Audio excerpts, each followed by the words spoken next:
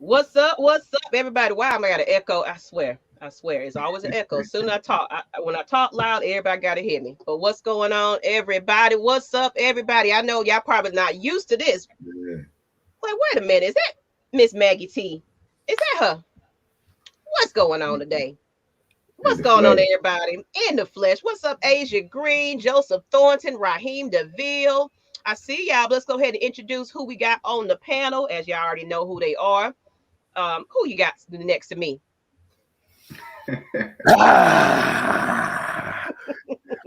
As y'all know, 6-man K style, aka the fat man, is in the building.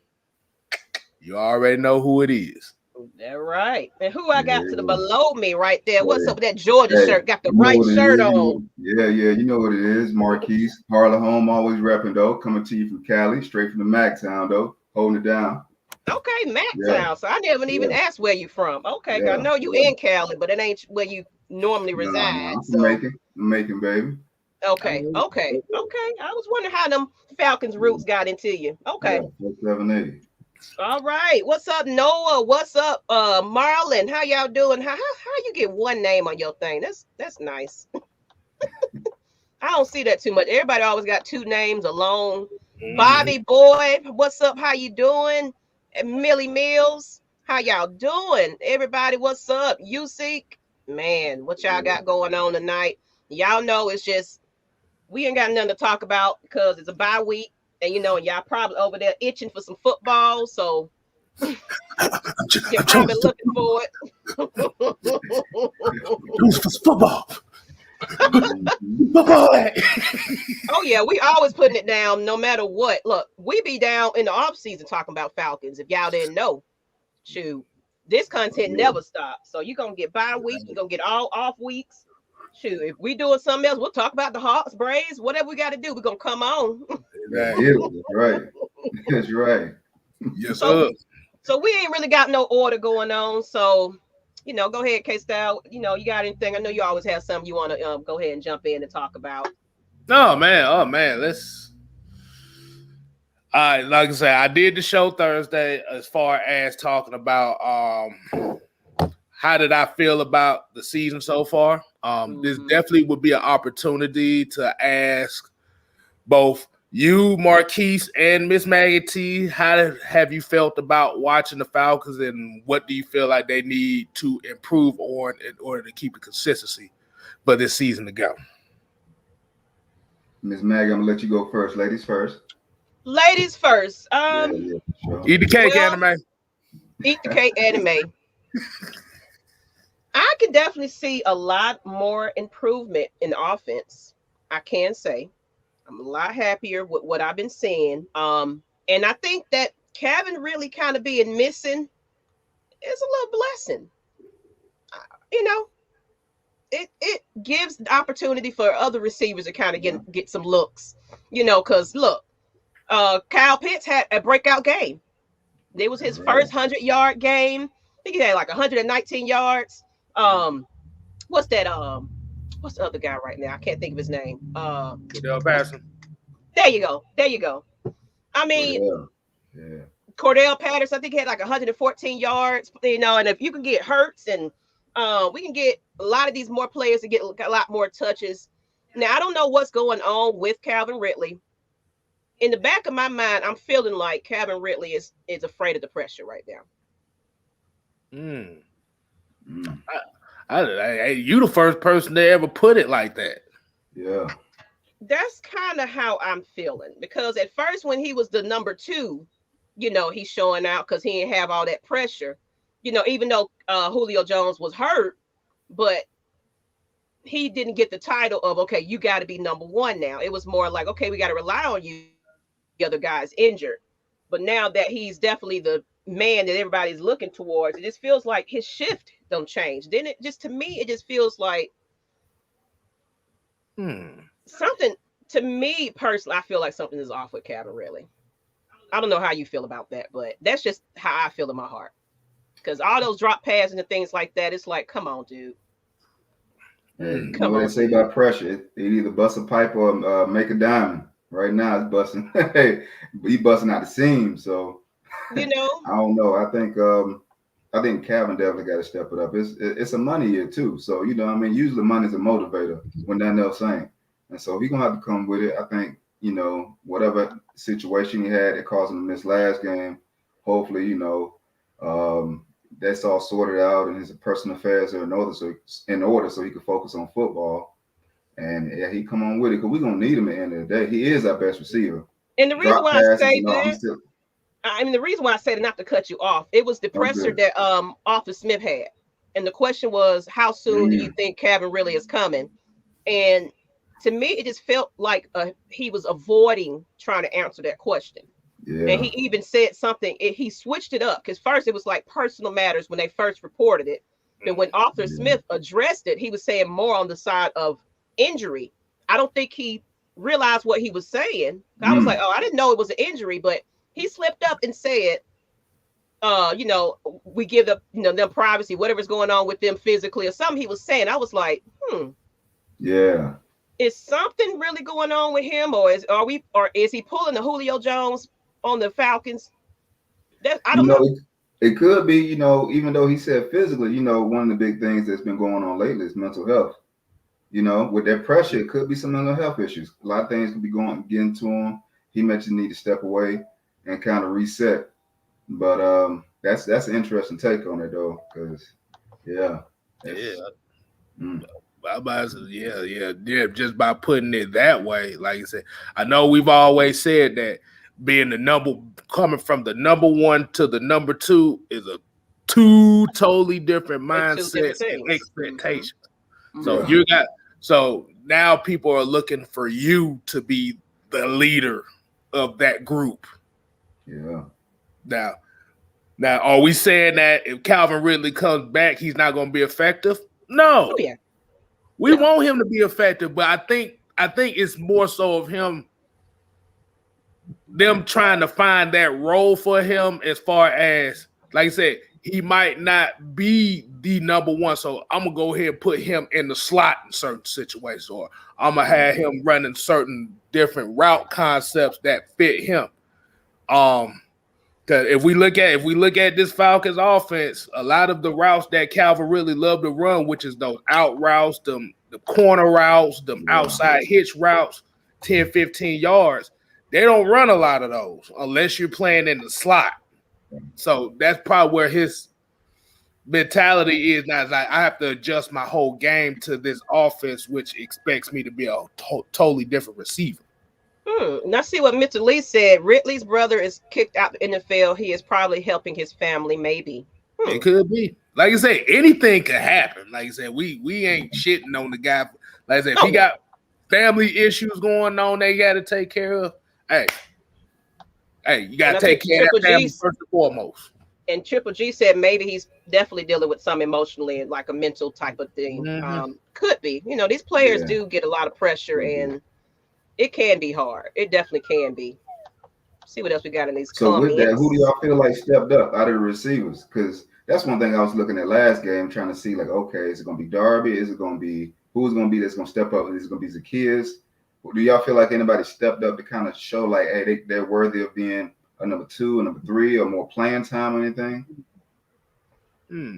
I'm thinking it's more so the way that they're calling the plays and the way that it's like it's flowing is because we gotta look at Arthur Smith. Look like the way Arthur Smith and Dave Ragone likes to call their plays. They're tight end heavy, so they're trying to establish these tight ends to open it up for the guys on the outside. Because that's kind of what happened was you started seeing Kyle Pitts starting to get a lot of more targets in the middle of the field, but then all of a sudden now you start to see Tajay Sharp getting a few catches. You're seeing Olamide Zacchaeus getting a few catches. What it is they're working inside out. Yeah. I think with that, I'm kind of curious to see if Pitt's going to be more the focus of the offense going forward, because you kind of see he stepped up into that Julio role with some of the routes he was running, some of those posts and drag routes and things like that he was running. That was incorporating a lot of stuff that Julio used to do, those timing throws with Matt Ryan. So, and he looked good. You know, he showed promise. as he should be number 4 overall pick. So I think Ridley might be. I kind of look at him, kind of compare him to like a Emmanuel Sanders, somebody that's a good receiver, but that's a complimentary receiver. That's not you. You don't really want that person to be your number 1, but if they have somebody that can, be a compliment, then they're phenomenal. He's a great number 2, but you just don't want to be your go-to receiver all the time. I think it's going to be a nice little duo with him and Patterson. I feel like because man, they kind of. He's like all Patterson really needed was somebody to give him a chance. And he's definitely been showing himself lately. I feel like we're going to see a lot more from him, but I would like to see a lot more of Hayden Hurts. I would like to see my biggest concern, not even that, is the secondary. And I feel like they just tried out a couple of new players recently to kind of address that. I'm not happy with that right about now.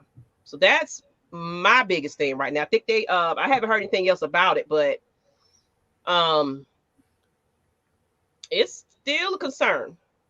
Oh yeah, and hopefully we get Sheffield back. I know they activated him from the injury reserve list. I think last week, a week before last, recently. Yeah. So hopefully during this bye week they get him sped up and acclimated, and get him his condition and everything right, so he could come in. I mean, he ain't never really, he has the traits, but he haven't really produced as we expected and hoped. But it's a shot, because secondary defense, the whole defense, I think we need some more bodies, Right.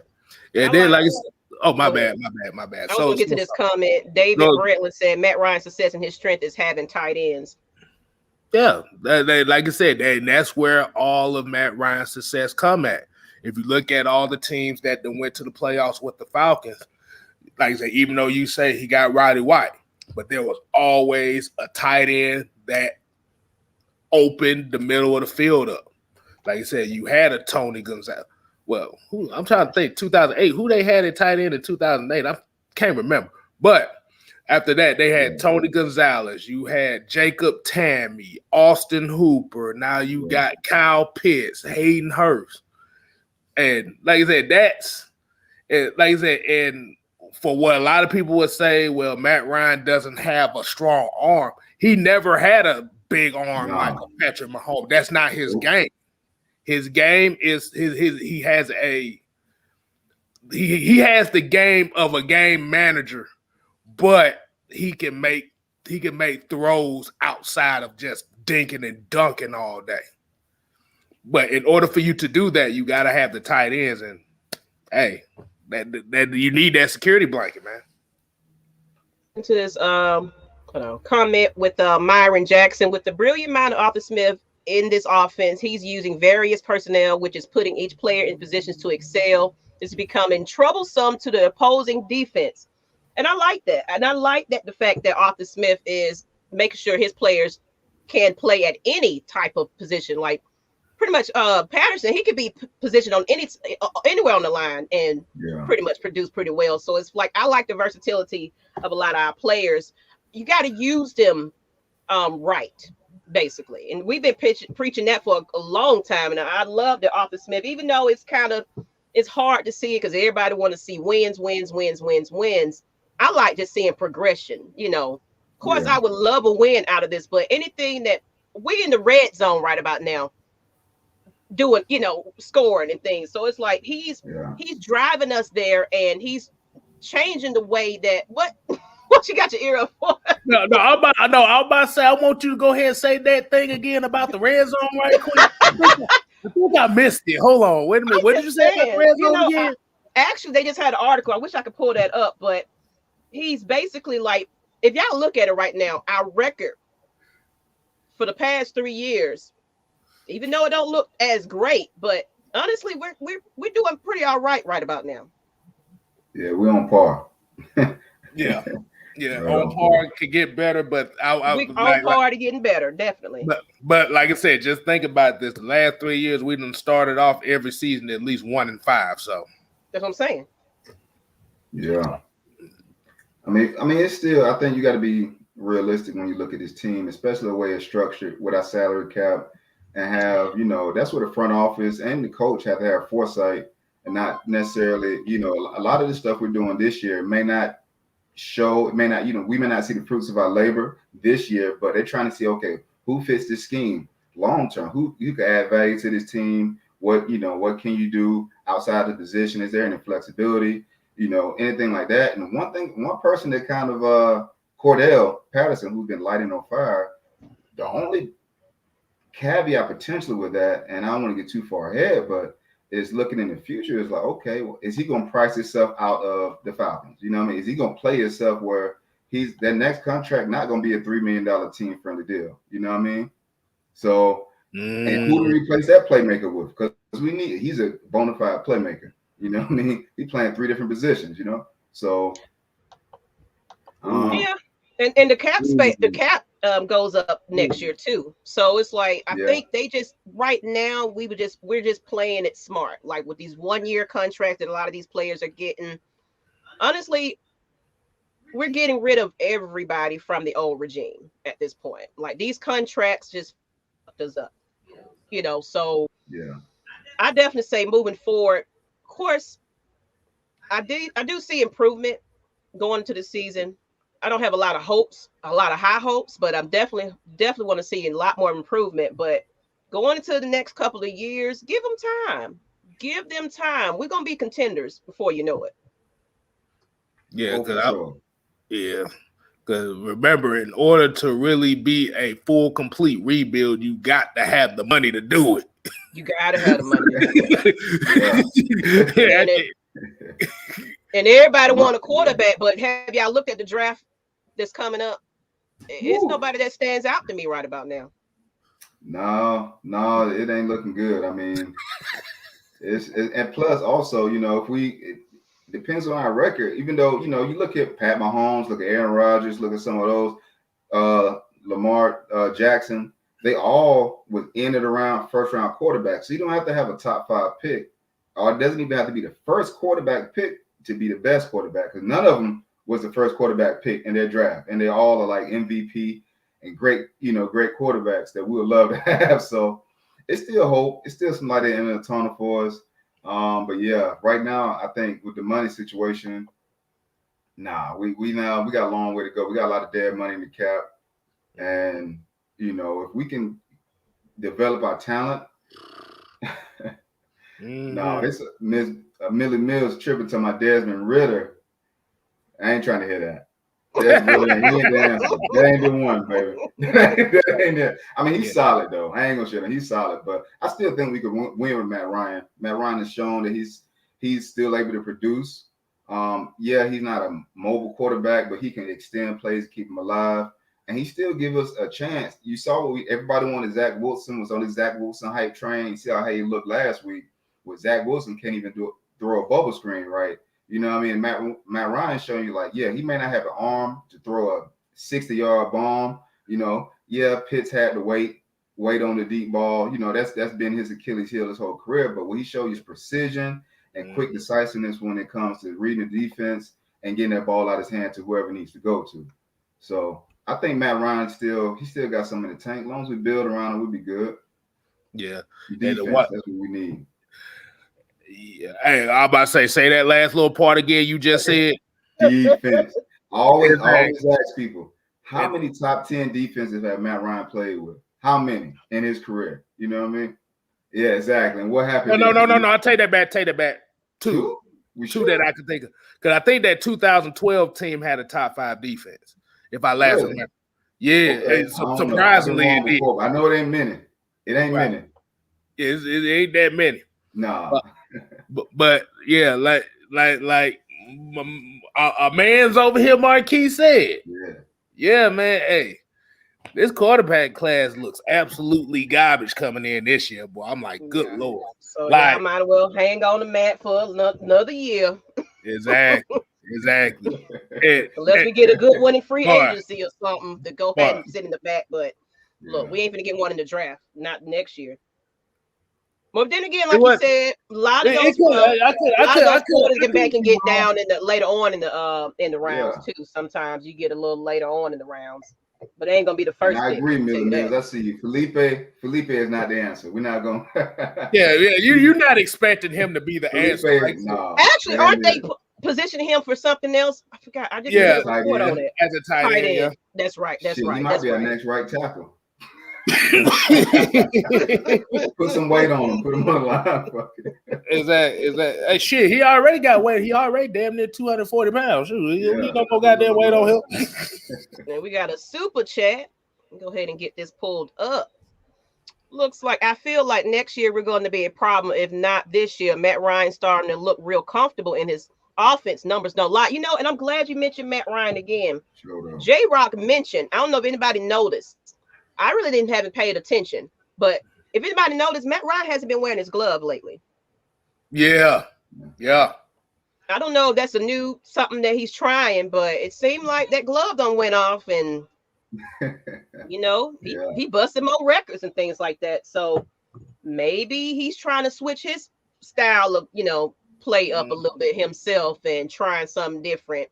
I mean, because Matt Ryan just always seems like he seemed like he gets along well with Arthur Smith. I can definitely say that. You can see that chemistry with them, that it's something is going on right there. So yeah. Oh, like I said, for people that said that, by looking at the 2012 Atlanta Falcons defense, it was 5th ranked in the league. Okay. It was 5th. If you go to let me see, what was that? I went to football db.com. No, not that one, but Pro Football Reference. Yeah, they said the Falcons defense in 2012 was a top 10 defense. So he had 2 of them. Okay. 2-14. That's a Speaking of defense, what y'all feel? Do y'all see any improvements? What's your thoughts on the defense right about now? I'm gonna shout out Mr. Lee. I saw he said something about Richard Grant reading the book of Ed Reed earlier. Had me rolling, which is true. I was looking forward to seeing, Hawkins look good. He definitely showed up. He showed he could catch. You know what I mean? That's one thing he could do. He got a little range to him. He could catch. I think we still got to get that defensive pressure. We got to get some of that talent on the defensive line or something going. Maybe we could look at. I wouldn't even mind exploring. I know we don't have much money, but look at throwing some late round picks at some people who haven't really performed to their draft position at other places in the league during our bye week. That maybe we can do, buy low, and maybe we can have somebody come here and try to rejuvenate their career or something. Because this ain't it. Yeah. What you got, K-Styles? You talking about defense wise? Yeah. I think I've referenced this all week. Tyler Davidson.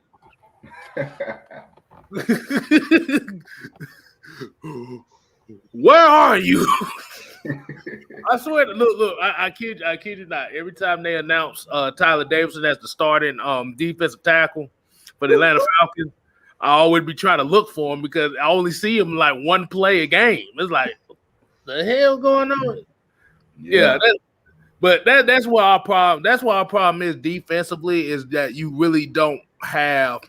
You need a space eater. I like I said, if you noticed in that Jets game, they started using Mike Pennell Jr. a lot more. Later on down the line, later on in the game, you start seeing Mike Pennell eating up a couple of them blockers. You saw him on that screen pass. He's the one that chased down the damn running back, and he's the nose tackle. Yeah. And it's like you look at Tyler Davis's tape, it's like, what the is you doing out here? What the hell you doing out here? Like you on the Stephen Mean side of the game. It's like you just out here for no reason.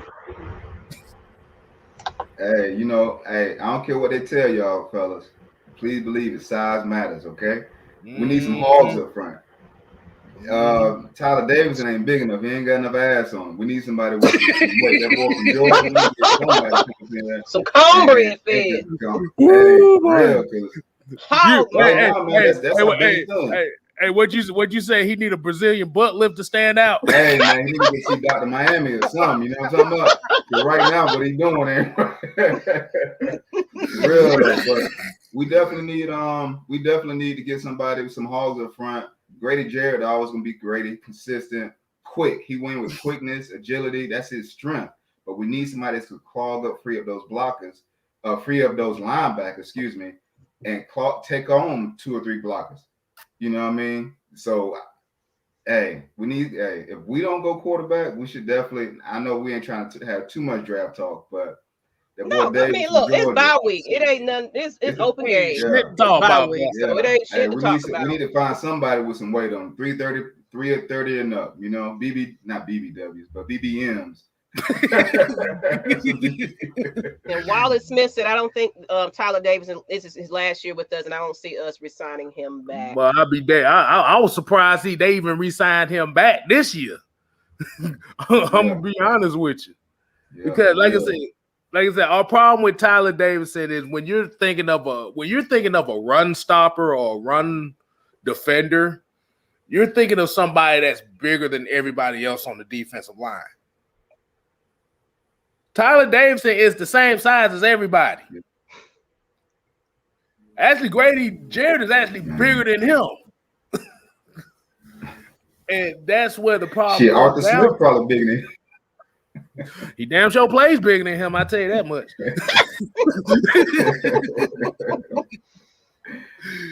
And Mr. Lee said the Atlanta Falcons need a nose tackle.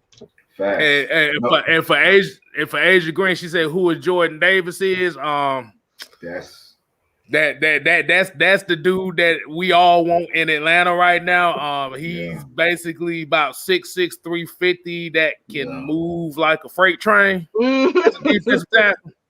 And I'm a Georgia Tech fan, and I'm looking at this shit like, God damn, where the fuck is who the hell is this? Where they built this mother off a farm or something, boy. What the? Yeah, for real. They made his ass on Madden. Boy, please, boy. He could be on Madden. He could be on NFL 2K5, whatever, boy.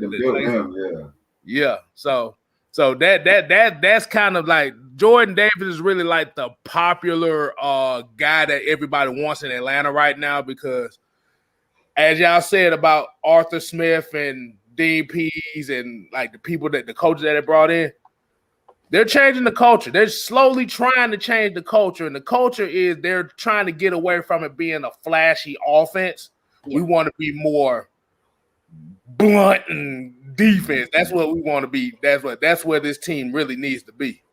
Because I could deal with a dominant defense and a mediocre offense. Well, I ain't gonna say mediocre offense, but just enough until you build up until you get that good offense. But I want that defense first. And you know what? That Stone Decatur, I saw that comment. I'm not gonna say let's treat it like it's a cakewalk. Hell nah. Miami ain't nobody no damn easy work. I'm gonna just be honest with you.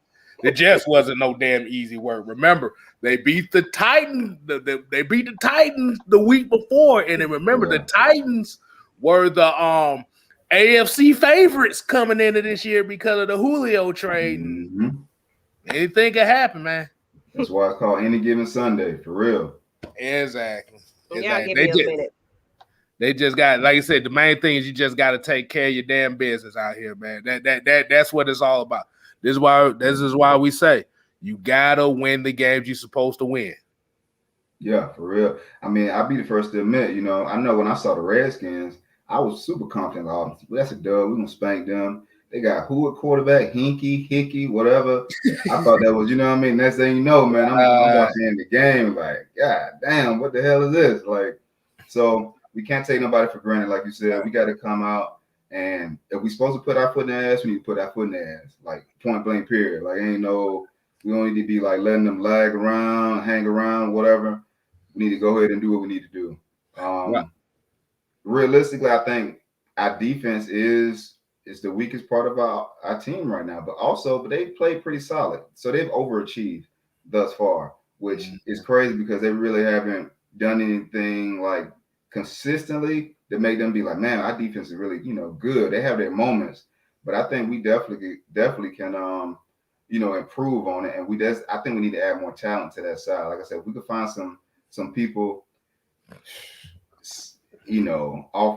the trade block or something, a little bit of nothing. I know we ain't got no cap space, not much of it, but we could find some additional help to come in and maybe, along that line or something, maybe a nose tackle, like Lee said, or something, to just free up some people, take some pressure, get some pressure.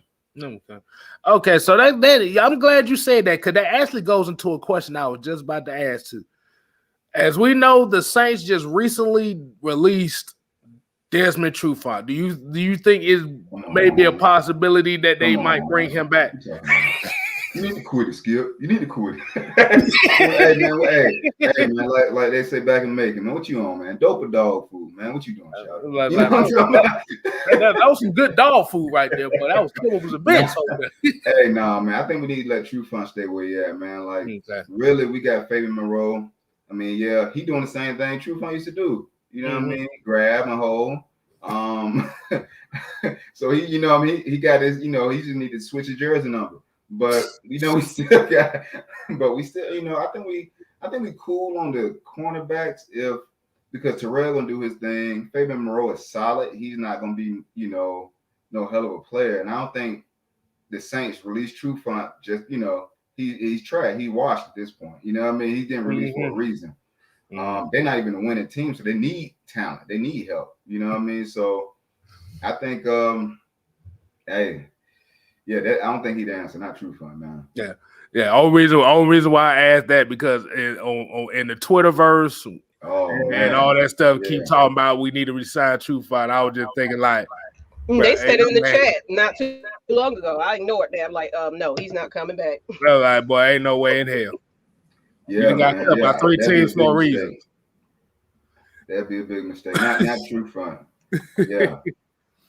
He said Matt Ryan is going to explode, but he needs another wideout because these defensive players want too much money. So I need the Falcons to trade for another wideout.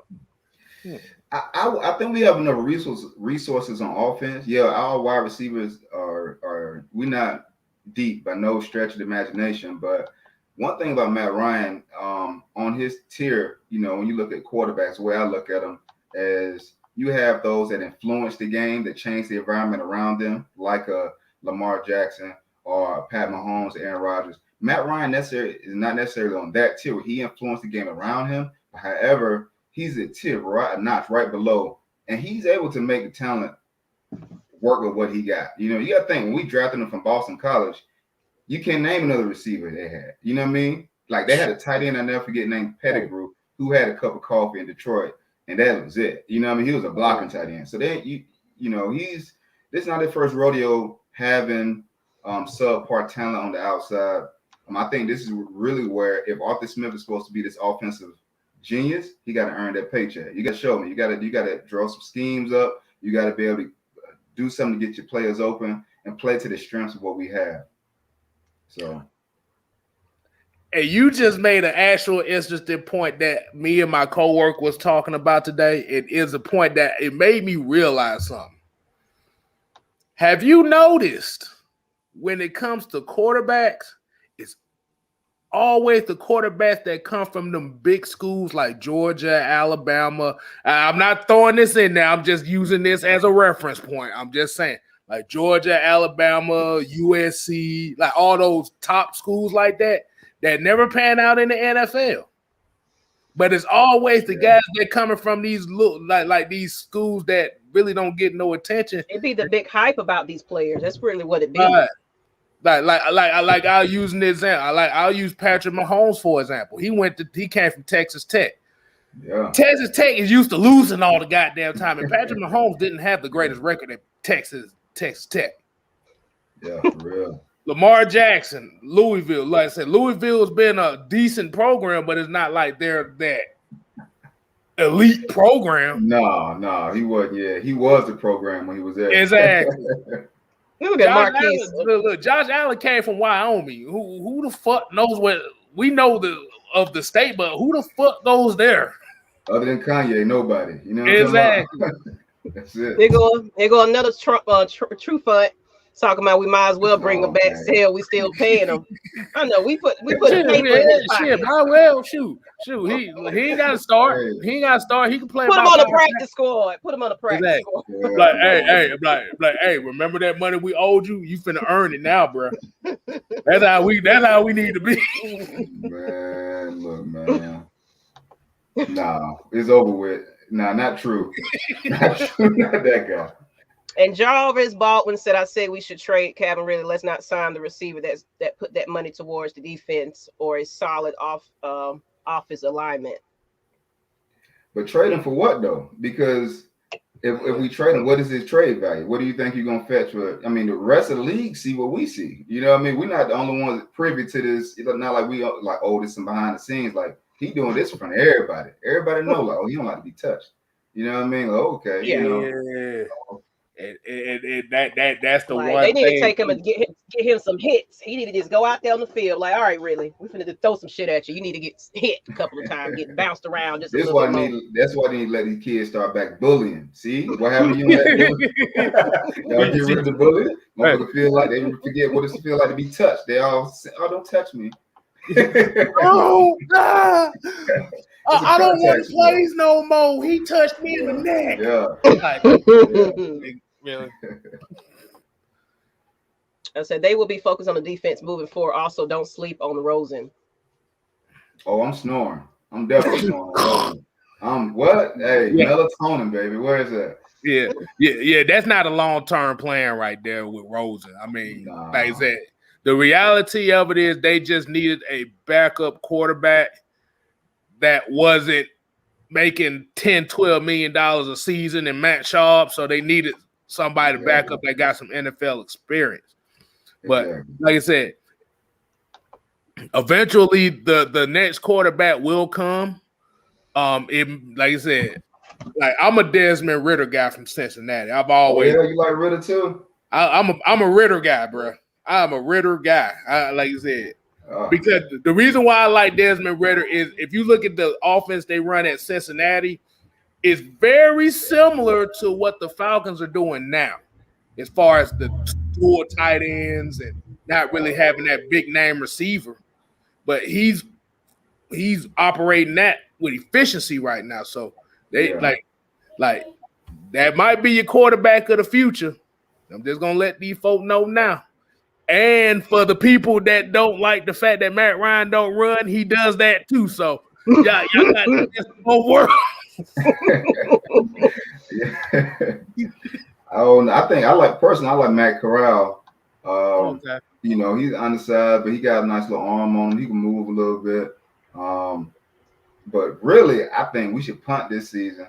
And I even worry about quarterbacks. You go to get Jordan Davis. And the next season, when the boy Bryce Young come out from Alabama, I know you talk about the Alabama quarterback not doing that.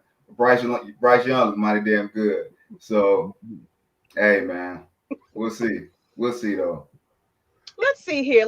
I think it might be time to go ahead and open it up to the fans. What you think about that, Case Downs? Oh, go ahead. But we got some parameters this time. That's why I'm here. To make sure we put some order up in here. We're not gonna have a disaster like we had Monday. The thing is, come on, even if you disagree with what our mindset is, have respect for the platform. Have respect for the people that's up here. And we only gonna do one at a time, so it ain't gonna be no big ass group. So what I realize is when there's a whole group of folk, everybody like to show the fuck out. So go ahead, Miss Maggie. Go do the damn thing. Yeah, Monday was wild. That's why Miss Maggie here to put some order on this thing because look. Hey, look, I was about to say, with Miss Maggie T here, they gonna be more worried about flirting with your ass than trying to goddamn show the fuck out. Oh, whatever. Shoot him. Monday was crazy. It definitely was. So let's go ahead and get these fans on. Like I said, one at a time, a couple of minutes to get on, get your spiel, and then you getting off. I mean, if you're gonna be out here and hanging out like this, bankhead I can't even think of the show. They had a Cascade or something, huh? Yeah, out there in Cascade or something. Yeah. This ain't the hangout. Get off. That's what you need to JR, do. JR Crickets and shit. So we're going to go ahead and get the fans in here. Y'all come on and jump on. Of course, one at a time. You know, it's bye week, so we need to know your opinions about the season in the second half, even though it's an early bye. I hate early bye weeks because after this, we ain't going to have no breaks. We got a whole stretch coming on, but I say we're doing a lot better, so I'm not worried about it. I think we're gonna do all right, but I want to hear some of the fans what they have to say. Go ahead and jump on that stream link that you see there. You look a hot mess. Come on, Asia, you can hide your camera. Man, come on, man. You ain't got to be on camera. You can hide your camera. We would love to hear them. Exactly. Look. Better not bring your kids. Yeah.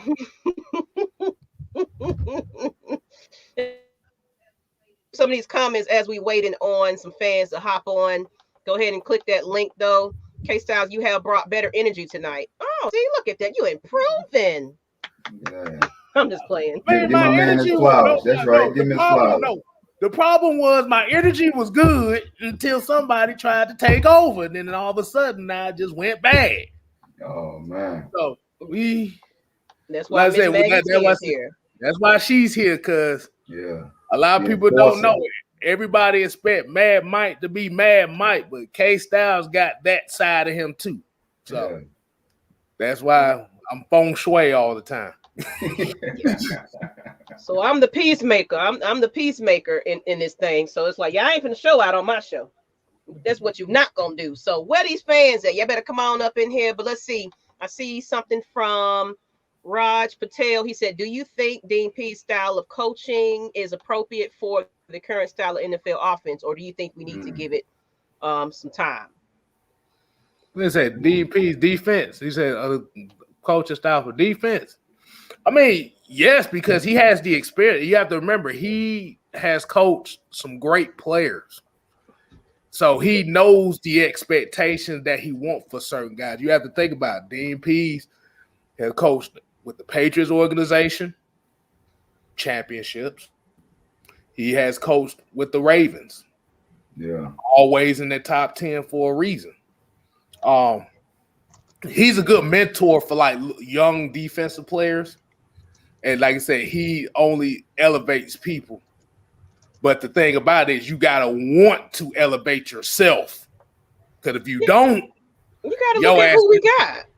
And you got to look at who we got right about now. You got to look at the weapons we got. You know, you can work with what you got. I mean, we come on now. Exactly. we expecting crystal results with Boone's phone budget. You know what I mean? Product out there. You know what I mean? Exactly. The talent, you know, we talent deprived. You know, we got some people in certain roles, but overall, we ain't got it. So he doing what he got. He doing what he can with what he have. I think once we start adding, once more talent is infused into this defense, you'll see better results, more consistent results. It's just gonna take time. You know what I mean? It takes a village. Exactly. Hey, I like that analogy you use too, because I was gonna say they want Ace of Spades goddamn results, and only thing we got to serve is some damn Taka and Wave. Everclear. Yeah. Oh. Yeah. They want some. Yeah. Exactly. Like, oh Lord have mercy, boy, this ain't gonna work. All right, we got somebody about to jump on. Oh, there it is. There you go. Got our first guest now. Of course, let you get your feel on. You know, you can stay on until we get somebody else to jump in here. But let's go ahead and get your opinion. Go ahead and put you on the stream. How you doing, Maurice? Or Morris? How do you say your name? Maurice. Hello. Hello. You might want to check your microphone. Are you there? I guess go ahead and put him back in the green room until he said he ready. I don't hear nothing. I don't hear anything. Yeah. Like I said, y'all come on ahead and like I said, chat it up with him in the back.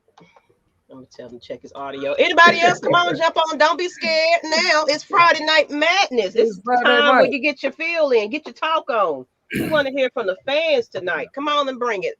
Maurice, when you're ready, let me know. He messy. It be your own people. Hey, like I said, I want to give a shout out to the King over here. He a Seahawks fan. I know they kind of going through it right now. I mentioned it yesterday that Russell Wilson's out for a little while. So I heard about that. His finger. Yeah, them busted that finger on Aaron Donald's helmet. Like I said, everybody that hits Aaron Donald's helmet end up being out for some time for some reason. I'm just saying. They got Geno Smith. They can be all right. It's Geno. They should be all right. I don't think they're gonna get the big plays like they're used to getting, but they're gonna get enough of those intermediate to short passes to be all right. But we got a question right here. I want to answer this. Deontay Walker said, "What do you think about the idea of Arthur Smith using Felipe Franks like Taysom Hill in the Atlanta offense?" You better use him for other shit. Ain't to be the quarterback. Right. Hey, I'm about to say that's an interesting wrinkle too. I mean, it's just one of those cases where you like the athleticism that Felipe Franks bring as far as him being a big body like that. Had him try a new position. Like I said, that's how Taysom Hill damn near made $21 million in a contract last time, just being one of them guys. And you know what? It would be smart because, like you said, we're dealing with cap space and everything else. We might as well see what we can get out of these players in different positions sometime. I'm a little bit just to see what we can get out of some other players because, a lot of these players, you got to think about it. A lot of these players might have not even been in this position before when they were starting in high school, leading into college on out. So a lot of these players don't play in different roles at some point in their time. So it's like, let's see what we can get out of this little, Value Village team. You know what I'm saying? We got to try everybody damn out for something. Right. But let me go ahead and see Maurice is ready to jump on. Let's see if he's ready. You ready? Hello. 1 2 1 2 testicles 1 2 3 testicles 1 2 3. No, I don't think he's ready yet. I think he's having some issues. Okay. Yeah. But I want to hit this comment up. And I want to give a shout out to Let's Get It GA. A 2K baller rec game guy. Y'all make sure y'all show him some love over there. He said, I get what y'all saying on the offensive end. Kyle Pitts has had his breakout game. It is Arthur Smith's job to put him in the best position to be successful, which is putting him in space. And yes, that's definitely. I said, give him that opportunity to create after the catch, where instead of every time he catch the ball, it got to be contested. Put him in space, let him use that 4-4, use them legs, you know what I mean? Hey, that's why we got him here because he's supposed to be a threat. So he it's definitely it's on Arthur Smith, no pressure. Right. Yeah. That's what we have been waiting on. We wanted to see him kind of utilize those tight ends and stuff. So yeah, it's a work in progress. Like I said, as long as the offensive line shows consistency to hold up and give them time to do stuff like that, then you could see you basically see what you did Sunday. Yeah. Cedric Murphy said, can Matt Ryan still throw a deep ball? Oh, plot twist, Cedric. He could never throw the deep ball, but he's a hell of an intermediate quarterback. You know what I mean? 25 yards and in. That's been his bread and butter his whole career. I mean, if you actually looked at the deep ball pass, has actually been there. Like if you looked at some of the passes, the receiver had to stop just a tad bit. But for what I was looking at, I have to ask him what does he consider the deep ball? Does he consider the deep ball 40 plus yards, 50 plus yards? Now, if you're looking at that as a deep ball, that's never been his game. He could get it every now and then, but it's not a consistency. See, I think the problem is when we look at guys like Patrick Mahomes, Aaron Rodgers, like these guys, they're known for deep ball throwing. They throw that bitch 50, 60 yards with no problem. But we have to show we have to show appreciation for guys that may not throw that deep ball like that. Because I actually had a chart here. Did you know Matt Ryan threw like the 4th most deep balls in the NFL last year? So I think what the biggest issue is with the Matt Ryan critics when it comes to the deep ball is the trajectory and how he throw it. He puts a lot of air up under it. Yeah. Well, not necessarily where, it gives the defense so much time to make up, and a lot of times receivers do have to slow up and all that. Right. I'm a big Matt Ryan supporter, Matt Ryan enthusiast. I definitely believe that he's still, our best chance of winning. He's a Hall of Fame quarterback. But that has been one area of his game that has always lacked. He's always put a lot of air up under it. But like I say, intermediate, outside the edges, in the middle of the field, he can do it. He can put that ball where it needs to go, about 25 yards in. That's your quarterback. That's your guy. As long as you give him a pocket or some kind of, whatever. But yeah, he can make it happen. He can read the defense. He can do a lot of things that come between the ears. That a lot of these quarterbacks, you look at people with strong arms. Like I say, look at Zach Wilson last week. He had one of the strongest arms in the draft. How'd it look? You know what I mean? Hell, like I said, he can't throw a damn screen, let alone a deep ball, which, what I mean? So, and granted, he's a rookie. He's going to go through his hard times. But when you look at overall plays of an offense, of a game, if you run 40 or 50 plays, you may only take 4 shots a game, maybe. A lot of the majority of the passes, the bulk of the passes, when they do 20 to 30 passes attempts, it's going to be intermediate, mid-range, and short. You'll have some deep shots that are by design, but for the most part, it's going to be intermediate to that mid-range. Yeah, but like I was someone in the back trying to jump on. Go ahead. All right, let's do it. Yeah, like I was gonna say, like when it comes to those deep passes like that, see, you don't want to have a habit of trying to throw 5 to 10 deep passes a game. Don't know NFL offense does that.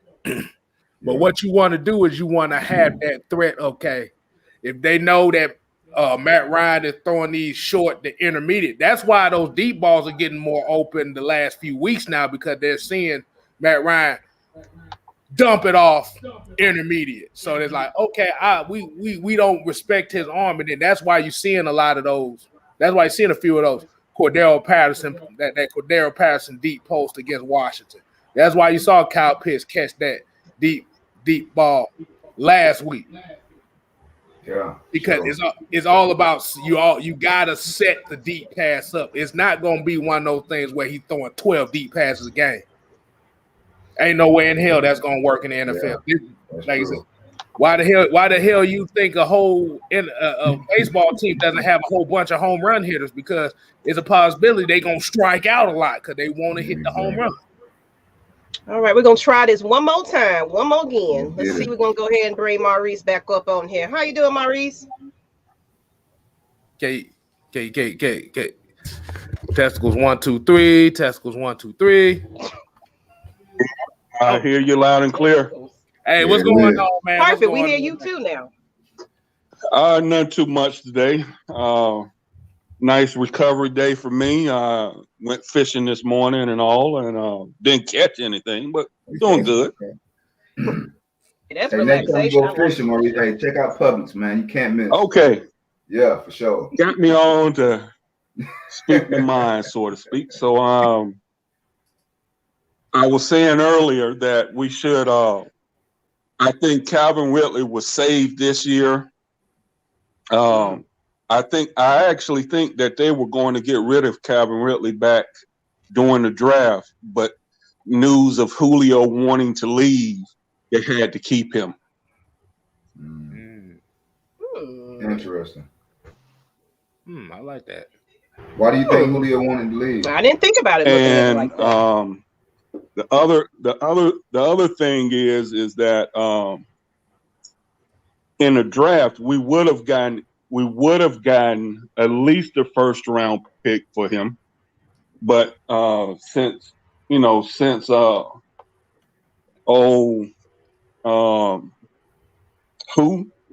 left, we have to keep him and make sure that we have at least a chance of having a number one receiver. Mm. That's valid. That's logical. You know what I mean? What do you think about? I would like to see him. I actually like to see him traded before the trading deadline. We have found that trade him? Pitts is what has been advertised as being a great receiver. So it's time to get rid of Ridley. Can we get a first round pick for him? No, maybe not. Because he doesn't fit the scheme. Okay. I get where he's going at with this, because he's pretty much saying trade him, get something before he goes into free agency instead of just letting him walk for nothing. Am I right? Yeah. Because he's this square peg trying to force himself into a round hole. The scheme is it shows. He feels, I see when I look at the games that he feels like he's out of place. He's not smooth. He's not fluid. Like last year, he was gliding like a gazelle, but now he's clunky. Yeah. He's not fitting the scheme like Patterson is. Patterson is like silk when it comes down to it. He's silky smooth. So and with the game Ryan had this last game, do we actually need him? I mean, if we trade Ridley, do you think that what do you think that signals for the season? Is that a punt for the season? Are we saying we're tanking? Are we not trying to win no more? What do you think kind of impression that sends the locker room and the fan base if you trade the number one receiver?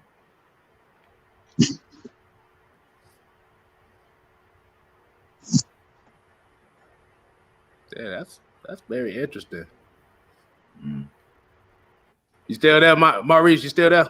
Yeah, I'm still here. Okay. I'm still here. Okay. Yeah, what you think? What you think about that question that Marquise asked you?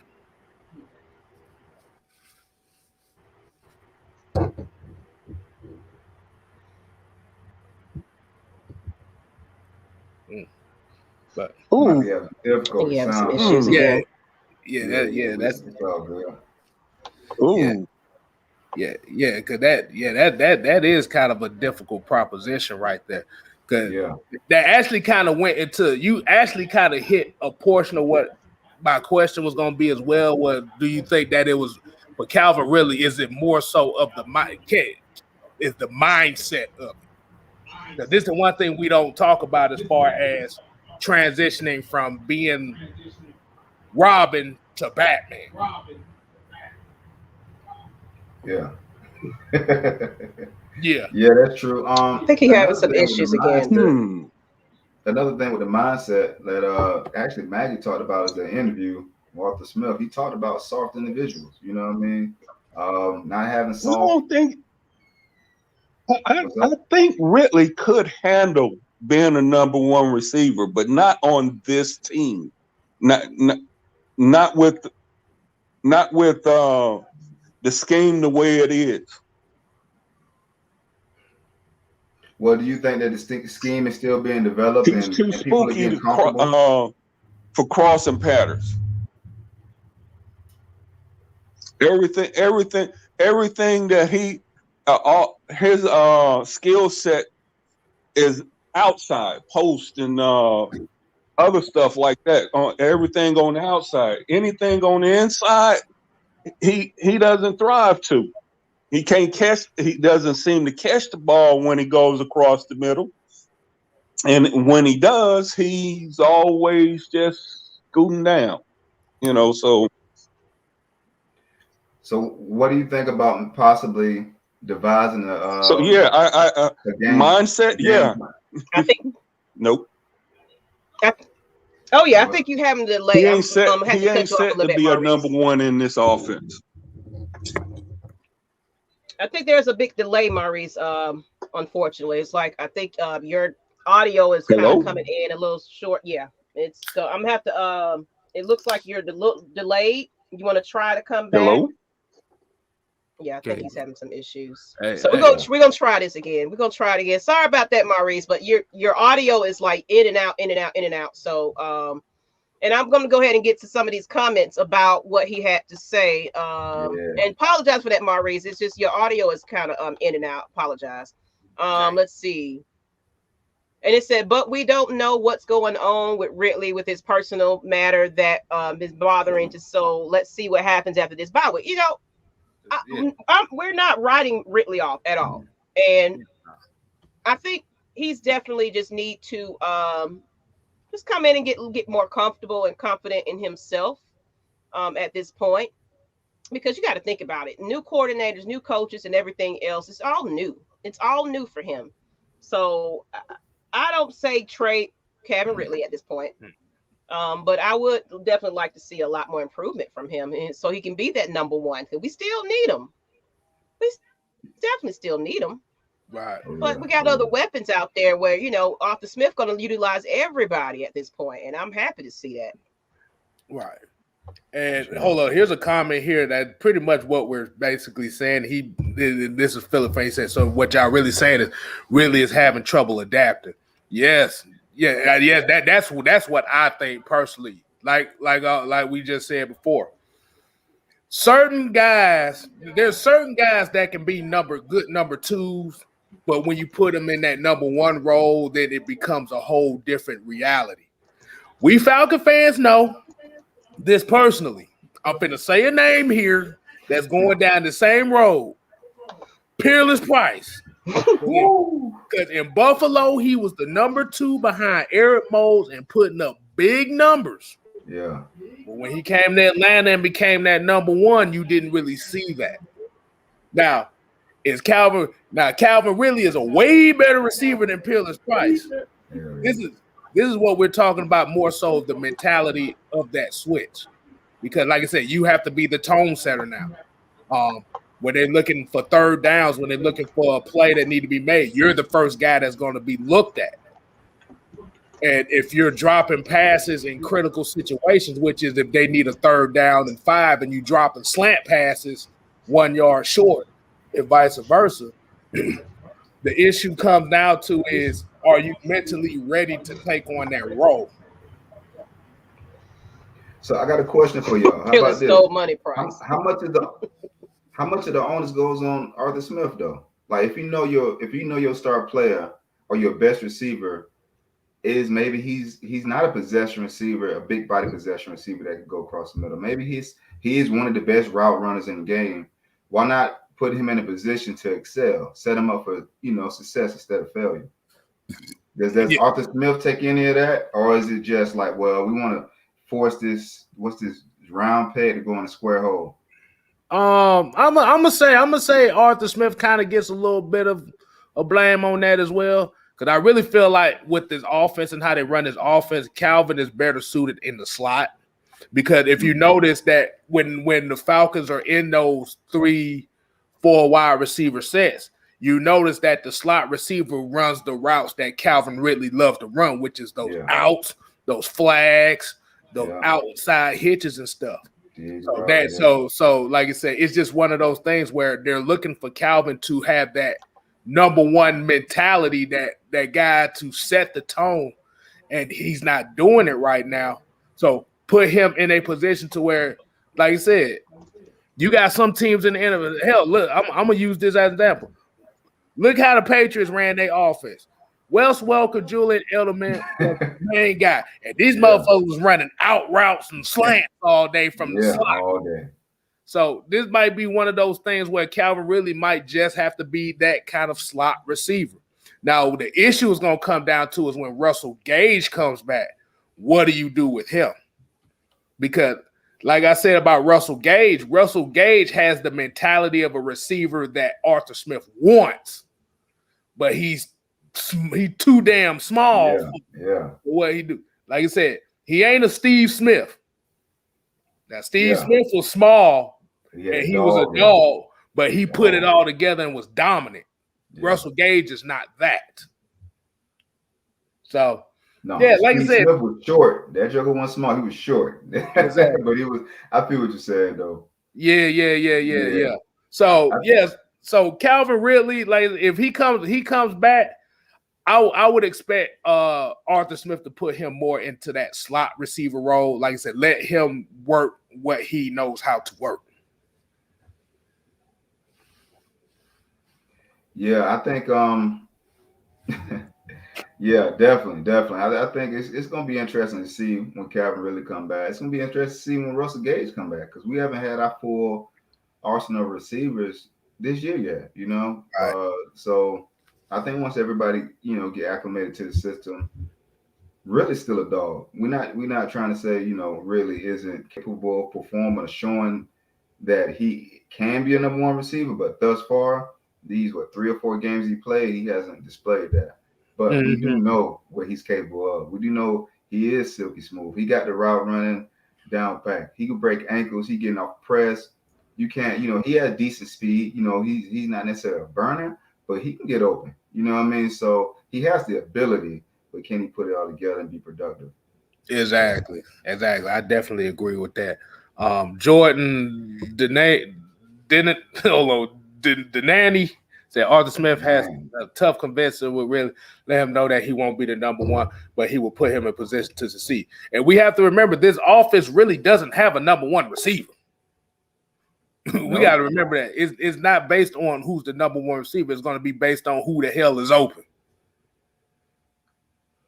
Yeah. And this is why you see Matt Ryan's kind of like yards per attempt is so low, because it's not forcing anything. It's not trying to force anything. It's basically just okay, you're open, boom. Okay, you're open, boom. Oh, you're definitely open, boom, right there. Yeah. And that's what this offense has been. It's just been okay, give it to the open guy. This is what a lot of older quarterbacks do when they get older. They get put in these situations to where I'm just gonna throw to the open guy. I'm not finna force it to Kyle Pitts. I'm not finna force it to Calvin Ridley. I'm not finna force it to Alameda Zaccheaus. I'm not forcing it to Cordell Patterson. I'm gonna take what the hell I see. Yeah, for sure. You know, I think also the biggest thing is you look at how this team has been structured the past 14 years with Matt Ryan. Yeah. It's been an offensive heavy team. When I say offensive heavy, is meaning that the majority of our salary, you know, the salary cap has been used on the offensive side. So could this be a change of the guard? I think this is a pivotal moment for the Falcon franchise, that this offseason we have some people that need to be re-signed.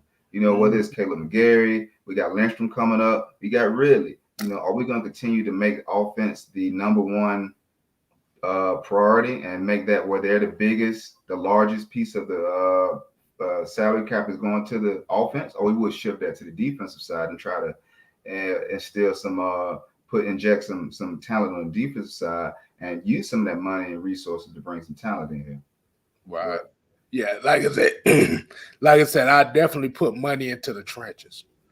That's the number one thing you got to do, is put it in the trenches on both sides of the ball. Yeah, for sure.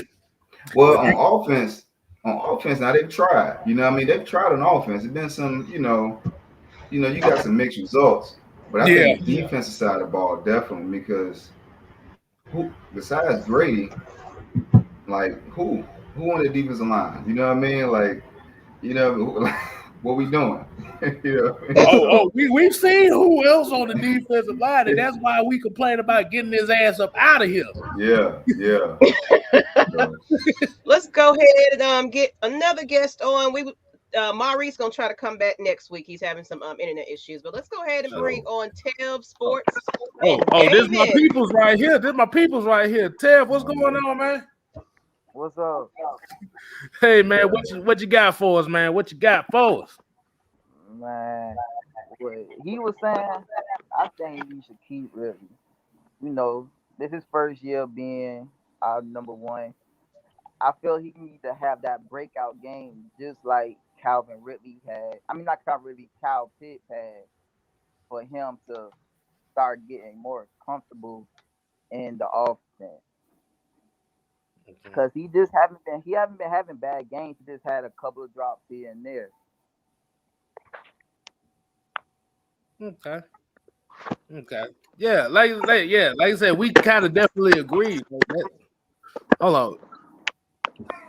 I think he having some issues. You all right? You all right over there, man? You ain't getting kidnapped by Dirk Cutter, is you? Nah, I ain't getting kidnapped. I hope not. Yeah, definitely something going on. But no, I agree with you though. He's not having bad games, and I don't feel like we should trade him or anything like that. I just feel like he just needs a little bit more time to adjust a lot more. Right. Yeah, because I think what's really happening as far as and Marquise said this earlier. Like I said, this is a contract year for him, and like you said, in the back of his mind is he's thinking like, okay, I gotta ball out this year so I can get this money, get this damn contract. And what's happening is now you're seeing that being added with a new offense, a new mentality on offense, and it's like everything is not clicking. But like I said, Calvin really, for whatever happened with him, like I said, hopefully he got it all out the way, because we want to see Calvin Ridley sit here and be Calvin Ridley, be the guy who was on pace to have more touchdowns than Julio Jones did. We want to see that guy. For sure. I think we're going to see that guy, because especially when you start to see these other players step up. Arthur Smith always been pitching competition, next man up, who the better man in this, so it's like, I think he's probably, whatever he's dealing with, he's seeing all this, and he's seeing all the talks out there. He's going to come back out here and prove himself. I can say that, or at least try to. But if Calvin really come back out the next game and have about 200 yards on y'all asses on Miami, but this shit going to be funny as hell. But yeah.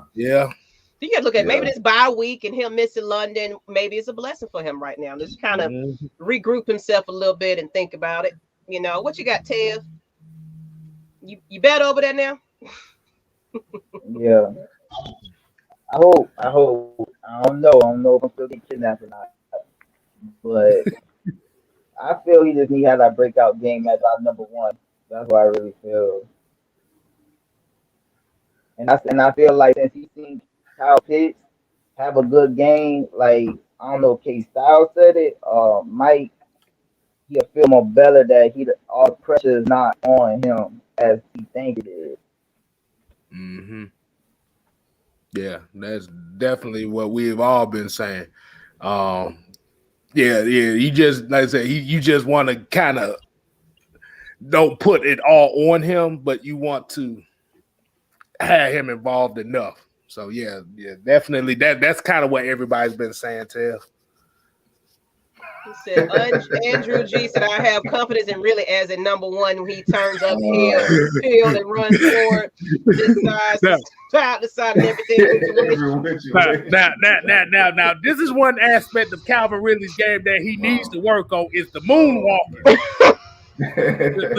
He got a turbo from breaking mentality when it comes to contact. Now, like I said, that aspect he needs to definitely work on. He's a good damn receiver, but y'all didn't catch that. Like I said, do I need to bring up the highlight reel of all his the Kansas City game where he had a touchdown and then ran to the sideline? That's his issue right now. And I think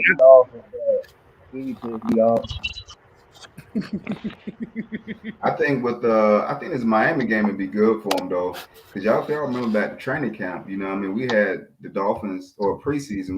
We had a couple practices with the Dolphins and scrimmages, and them guys. He was. These are known commodities. He's not gonna face nobody. I definitely think he got confidence.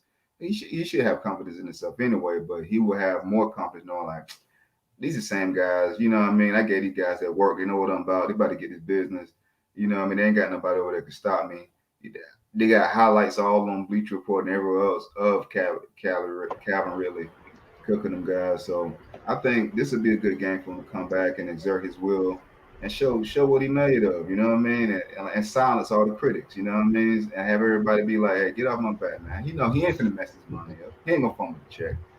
And what Millie Mills said, as a wide receiver, those drops take a bigger toll on you mentally, though. It damn sure do. Because it's always like, damn, I just dropped this one. Now you thinking about the last one, and this is where your mental toughness comes into play. Because it's like, okay, I dropped it, fuck it, let me go and catch it. Then boom, another one happens. Like, yeah. So I mean, yeah, definitely. Like, you know, it takes a toll, but that's where being professionals. You know, these guys not only see masseuses, they see therapists on the regular. You know what I mean, for their mental health to help them get through whatever roadblocks they may have mentally and challenges. So that's something that, you know, that's structured part of being franchise. They already got that, you know, so I think he should be straight. You know what I mean? Definitely should be straight. Right. Side to side. Getting my stuff from side to side. I'm in the club, posted up. Got my blood in my mouth, getting his fingers in the corner. I'm kicking my body from side to side. And Naeem Freeman said really could be using screens more, and he could scare off those if we can catch those overly aggressive defensive slipping. Oh Lord. I mean, the one thing, like I said, the one thing about Arthur Smith and that offense, like I can see what he's saying. Because I don't know if Dave Ragone kind of has like a little say in it. Because that's kind of what Dave Ragone like with what he did in Chicago was they did run a lot of those type of screens. So like I said, there's a percentage of this playbook we still haven't seen yet. That's what a lot of people don't realize. We haven't seen this whole offensive playbook yet. You've only just seen a little bit of it. Yeah, he cracking it open just a little bit. I don't think we ain't getting everything right about now. Mm-hmm. And prove it. Nobody's saying trade Julio. I mean, Ridley. I think he's talking more to the people in the chat than us. Yeah. We ain't talking about no trading Ridley. Yeah, he talked to the people in the chat. It ain't. They said. What's up, Robbie White? What's going on? What's up? I know they ain't used to seeing Maggie on the screen. You know, I be in the back, but you know, Mr. Mad Mike ain't here today. He ain't feeling shout well. Out to Mad Mike. He, like I said, he take care of some stuff. He ain't feeling too well. So, like I said, y'all show some love for Mad Mike. Get well soon, brother. Get well soon. Well soon, man. Rest up. Sick, Kevin, really. But let's go ahead. What you got, Ted, before we anybody else? Y'all come on, jump on this stream. Yeah, come on. It be a gang of folks, but now y'all scared to talk to that. See, I think what the issue is because Mike be on, everybody wants to upstage Mike. That's what it is. Yeah. That's right. Rest him at Mike. Yeah, he'll be back though, y'all. Y'all just give him, you know, show your love. He just needed a day off. Like he said, hey, it happens. Sure. Even the Lord need his rest. Exactly. You got any last minute words, Ted, before we get to the next? How y'all feel about us going to this next part of the schedule? I think the bye week is gonna be good for us, or since it's so early, it might be bad for us. Well, it's not having a deep roster and injuries, they do happen. I mean, technically, this is supposed to be an easy schedule, technically, and we're getting better by the game. I don't like early bye weeks, but if we utilize all our other weapons, where not everybody's getting wore out and exhausted by the end of the season, I think we'll be all right. Y'all got to play it like how what's his name? Coach at the Hawks did. He had injuries, he had everything, but he utilized his player, Nate McMillan. Everybody get an opportunity. We just don't have to play the field. Go We ahead. got some tough games coming up. We got Cowboys. I hate to say it, but they do look okay. I'm gonna say okay. I'm gonna say good. They do look okay. Saints do look okay. It just We ain't worried about we James. got no game coming up after the Miami game. Then we got the Panthers, Saints, and the Cowboys after Miami. I want them Cowboys because I don't know anybody saw that season last year. I Yeah, want them yeah. bad. I know Okay. we gotta fight our divisions and win that, but man, Cowboys on my radar right about now. Okay. So Tev, you was talking about the next stretch again. So what we're looking at Miami, we're looking at Carolina, New Orleans, Dallas Cowboys, New England Patriots, Jacksonville Jaguars. So that's the next 6 games right now. It's just gonna be more so they need to have that consistency. That's the next step now is the consistency. Like I said, we 2-3 right now. Really should be at least 4-1. But like I said, this is what we talk about. They have to, if they're playing well, they have to play for 60 damn minutes. It can't be 55 minutes and 45 seconds. They gotta play for 60 damn minutes here. This is why the Falcons are 2-3 right now, because they haven't played 60 minutes of football.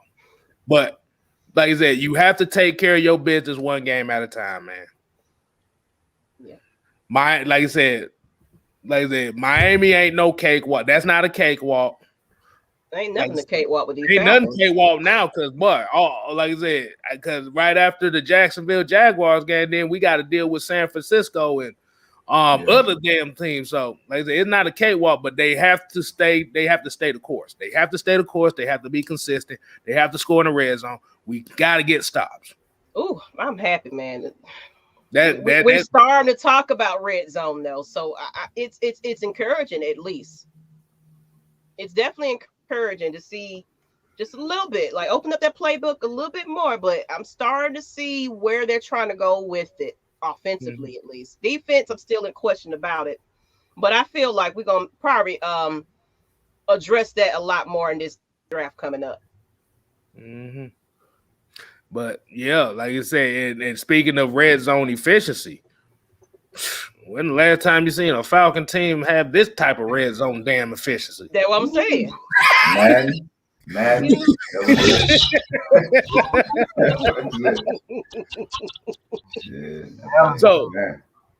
So my question with that red zone efficiency, is it really the players, or is it the fact that they're calling plays that are getting these guys? Oh, is it the play calling in the red zone, or is it just the players' mentality that kind of held us back before as far as red zone efficiency? I mean, I can say, to me, honestly, I say it's coaching, because it's pretty much technically still the same team. You know, it's you know what I'm saying? It's still the same pieces. So I feel like it's a lot to do with play calling. Right. Yeah, agreed. I agree. I definitely think it's play calling. And the players gonna execute whatever you call. So the players go out and execute the play. But if you calling these, the last regime had a lot of very telegraphic plays where, okay, it's first and 3 on the 3-yard line.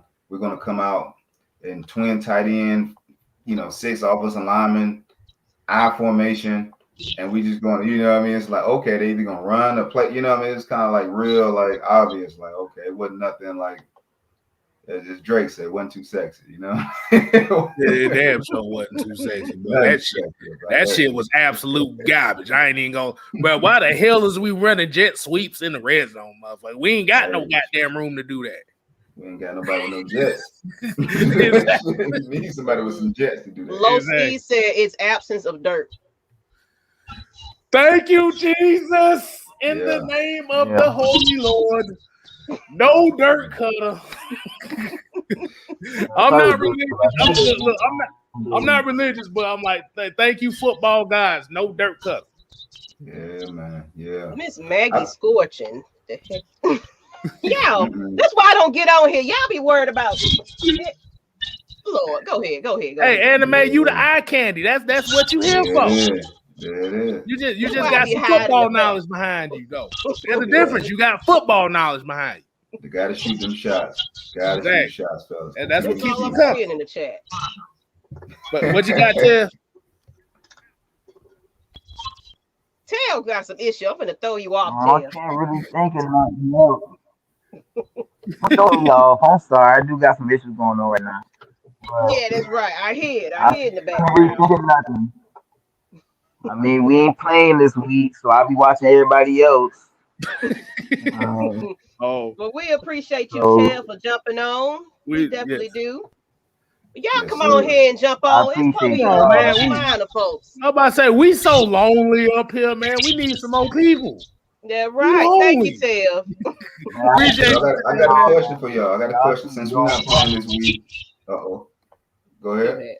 Oh, since we're not playing this week, are y'all watching any? Y'all got your eyes on any particular college football game? Or y'all got any games y'all watching, whether it's college or pro? You know, anything that y'all looking forward to kind of like, you know, whether it's some prospects, whether it's some players you want on the team, you know, anything like that to kind of get you ready, you know, for your Falcons and who gonna come help us out, who gonna make this thing great again. Outside of that, like I said, like I said, I'm the only Georgia Tech fan in the damn house. So Okay. we like I said, ain't too much going on because most of our good players is damn freshmen and sophomores right now. So ain't no prospect sure. coming into Well, you already know I'm Georgia down, so you know how that is. Already. That's what's Exactly. But like I said, yeah, we definitely watch college. We're definitely gonna be watching a lot of this college football stuff, and we're gonna watch a few games.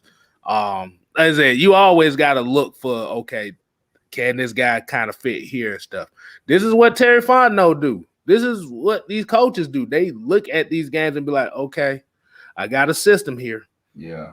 This guy might be doing it here. Yeah, for sure. So as far as the NFL, look, I'm watching all anyway, but my eyes is really on because you know we got these rivals coming up soon. You know what I'm saying? And damn, Tampa Bay. You mean you mean the Tampa Bay Brady ears? That's what they are. The referee helped their ass out, man. But I ain't gonna hate on them too much. I mean, it is what it is. But goddamn, that's what I'm saying. That's what I'm saying. I ain't no. You didn't let me finish. Y'all didn't let me finish. I ain't gonna hate on them too much. But I was gonna say fuck all of them motherfuckers. That's right. Especially the Saints. The Aints. Especially the Aints.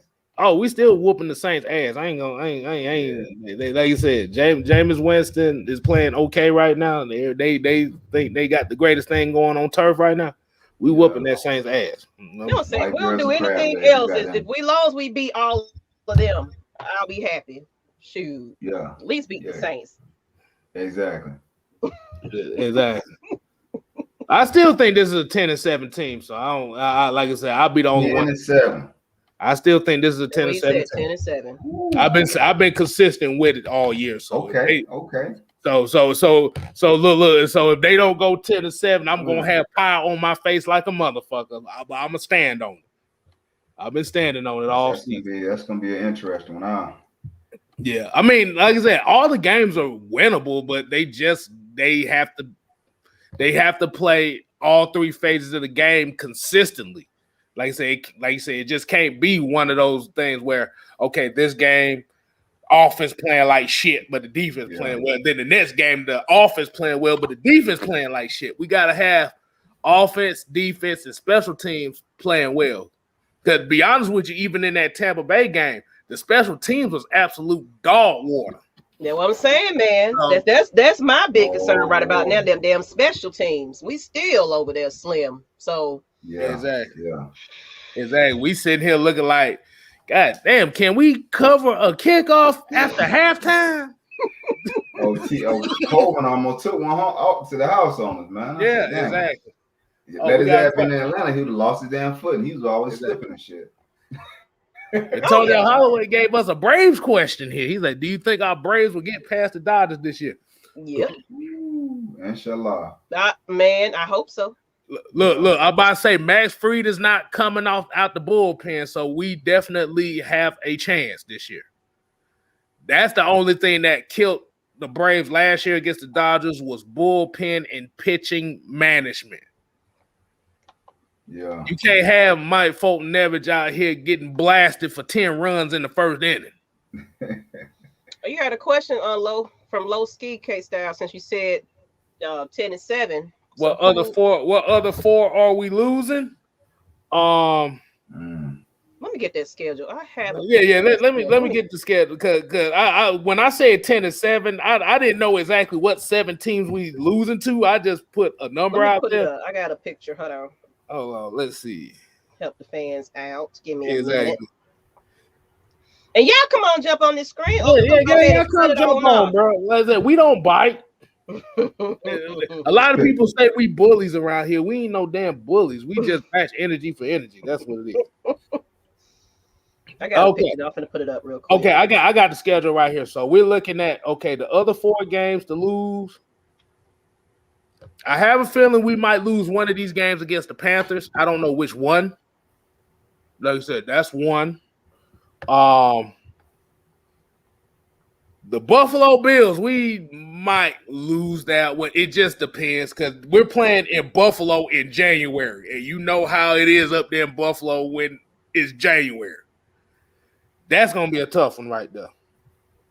Let me see. That's 2. I got. I'm gonna put the picture up now. It's loading now. I don't know why this Jacksonville game. I don't know why this Jacksonville game worries me. I think this game worries me more than anything. Is the Jacksonville game. I don't know why, but it's like that's just one of those like really trap games that I feel like we might lose. Mm-hmm. We got too many pictures up on this thing. Yeah, I know we gotta delete that, and maybe one more might be one. Okay, let's look at it. All right. Okay. See, I wish we had one of those things where I could put the circles around it on there. So I'd be like, okay, we lose it. This okay, so we got. Okay, I'm gonna have my finger here. So we're gonna lose. I think we're gonna lose one of the Panthers games. I don't know which one of the 2 though. The Jacksonville game worries me a lot. I don't know why it worries me a lot, but it does. It worries me. Buffalo is gonna be tough, especially in January. And one of them Saints games. No. Flag on the play. Hey, you can throw a flag on the play. You can throw a flag on. But you know how the Saints are when they playing at home. Them motherfuckers get all the calls. Nah, whatever, bro. Nah. Still ain't gonna see. See, the only reason why I didn't say San Francisco because I got money on that game and we better win that motherfucker. That was gonna be my other one. So what the fans think? Looking at this schedule, let's see what some of these comments in the chat. Let's see. Tony Wright said the Buffalo Bills have 5 defensive ends, 2 former first rounders, second. You always have a paragraph over there. Please don't remind me of that. That motherfucking Buffalo Bills picked Mike's favorite player and my favorite player in the same goddamn draft. I said, ain't that about a bitch? Mm-hmm. They got Gregory Rousseau and Boogie Basham in this year's draft. And they said we're not losing to the 49ers. Oh, hell no, we're not. Hell no. That's my damn husband team. My husband team damn 49ers for some reason. Don't be telling them that you're gonna make us lose our fan base. No, look, it's a divided house. I'm like, what the hell you like the 49ers? Everything goddamn divided around here. He said everything. We've been letting y'all talk. Let me go ahead and get this thing off the screen. We've been said, come on, Noheem Freedom. Put the link in there again so these folks. I don't put it in about 3 or 4, 5, 7. Put it in again. Anime, put it in again. Everybody, some reason they can't see the link. We've been saying, come on. So we're gonna go ahead and get Jerry though. He's here to join the stream. Let me know you ready, Jerry. We're gonna go ahead and put him on the stream and see what he got to say. How you doing? What you got for us? What's going on? Can y'all hear me? Yeah, we good, man. Yeah, so I appreciate y'all having me on, and I just want to say I appreciate y'all content. Y'all do a really good job. I do want to say this. When it comes to Calvin Ridley, I still think Calvin Ridley is kind of adjusting.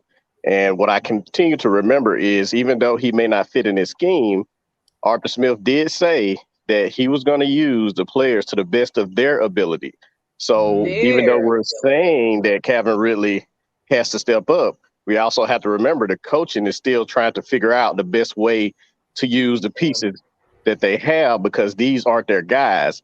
And his talent is just too much to just say, oh, we're going to trade him off. Now, is it possible they'll trade him? Yeah, it's always possible. Anybody could be traded, but I believe that they're just still trying to figure out the best way to use him, because we know he's not a physical receiver.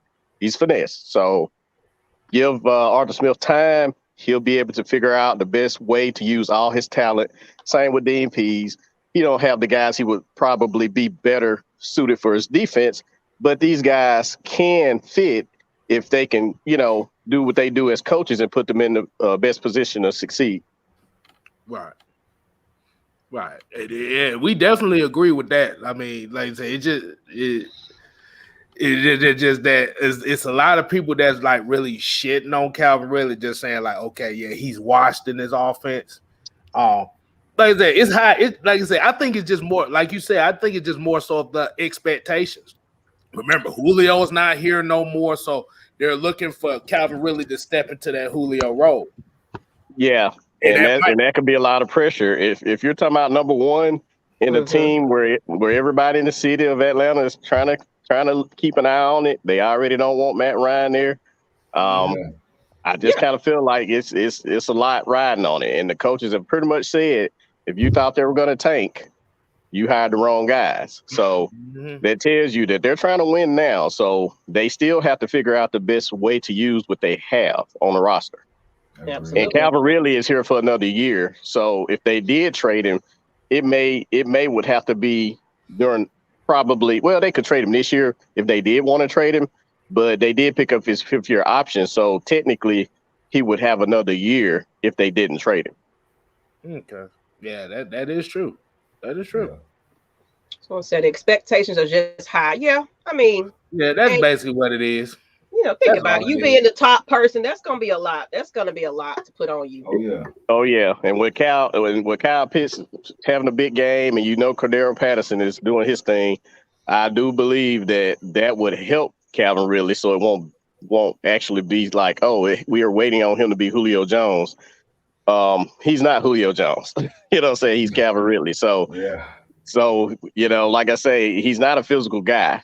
True. And Arthur Smith offense typically does feature that, but he said he was going to use these players to the best of their ability. So I don't expect him to come in and say, hey, we're going to use all these receivers like I used the previous guys at the previous team. We're going to have to adjust accordingly. And that's probably why the offense was getting a slow start, because they're still trying to figure out what they have on this team and how they can use them better. And I feel like each game we're getting a bit of pieces of what this offense is starting to become. Just a little bit, like you said, open up that playbook just a little bit more. I think we're going to see a lot there. I say midway. I think we're going to have an idea of the concept of where we're going offensively. Now, defense, I'm still kind of shaky about that. But go ahead, K-Styles. Oh, I was going to ask Jerry this question. So do you think it's really more so of these guys trying to be okay? I'm going to say it like this. Do you think it's really the expectations of people like looking at these players, looking at, okay, you got to be the next such and such, or you got to be the next Julio Jones, you got to be Patrick Mahomes, or you got to be Saquon Barkley? Do you think that those type of expectations is kind of what takes a toll on a guy like a Calvin Ridley? I truly do believe that. I believe that, and y'all even said it before, when they brought Michael Vick to Atlanta, how everybody felt about Michael Vick, and could it have been the worst thing that for the city because they had such a dynamic guy? Now, if some of these people want Michael Vick back, and Matt Ryan is actually a really good quarterback.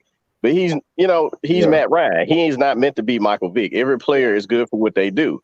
So you got Julio Jones, who was a generational talent, performing, making these awesome catches and pulling people, you know, pulling the ball out their hand while they're in the air, catch them at the highest point, doing things of that sort. And it's like, okay, now we got Calvin Ridley, who his ability to run routes and stuff like that. So we're holding him to that standard. And like I say, yeah, the drop passes, he has to get better on that. But I think mentally that can affect you, and it can affect your performance in general, because Calvin Ridley was making those catches last season easily. He wasn't dropping a lot of them. He dropped a few, but he wasn't dropping them like this. So that tells me that it's got to be the pressure. And him missing the game could be anything, but it could be just, like you say, mental. You know, it's kind of one of them things where he needed a break. It could be, you know, something where they told him, look, you know what I'm saying? You're probably going to have to just think about this because we want you to be your best when you come back. So if they have this guy at his best when he returned, and you see what they did last game against the Jets, who, as I understand it, was a top 13 defense, as I understood. So, you know, even though the offense, you know, isn't great, their defense wasn't scrubs. So the fact that they were able to still move the ball against these guys tell you that this offense still has a lot of potential. It's just taking time to build that chemistry. And then once Ridley is comfortable to at least be where he needs to be. And, you know, we keep saying number one receiver. Honestly, we're calling it the number one receiver, but they're expecting these guys to step up and play their role. You know, being the leader don't necessarily mean you have to be the number one receiver. Absolutely. Right. That's very Absolutely. True. I believe in having a lot more. You can't just have one go-to guy. You got to have a lot of people that we can depend on. And go ahead with your question. Oh, no, I was going to ask him, with your comments with Matt Ryan and Julio and their performance since they've been here being very true.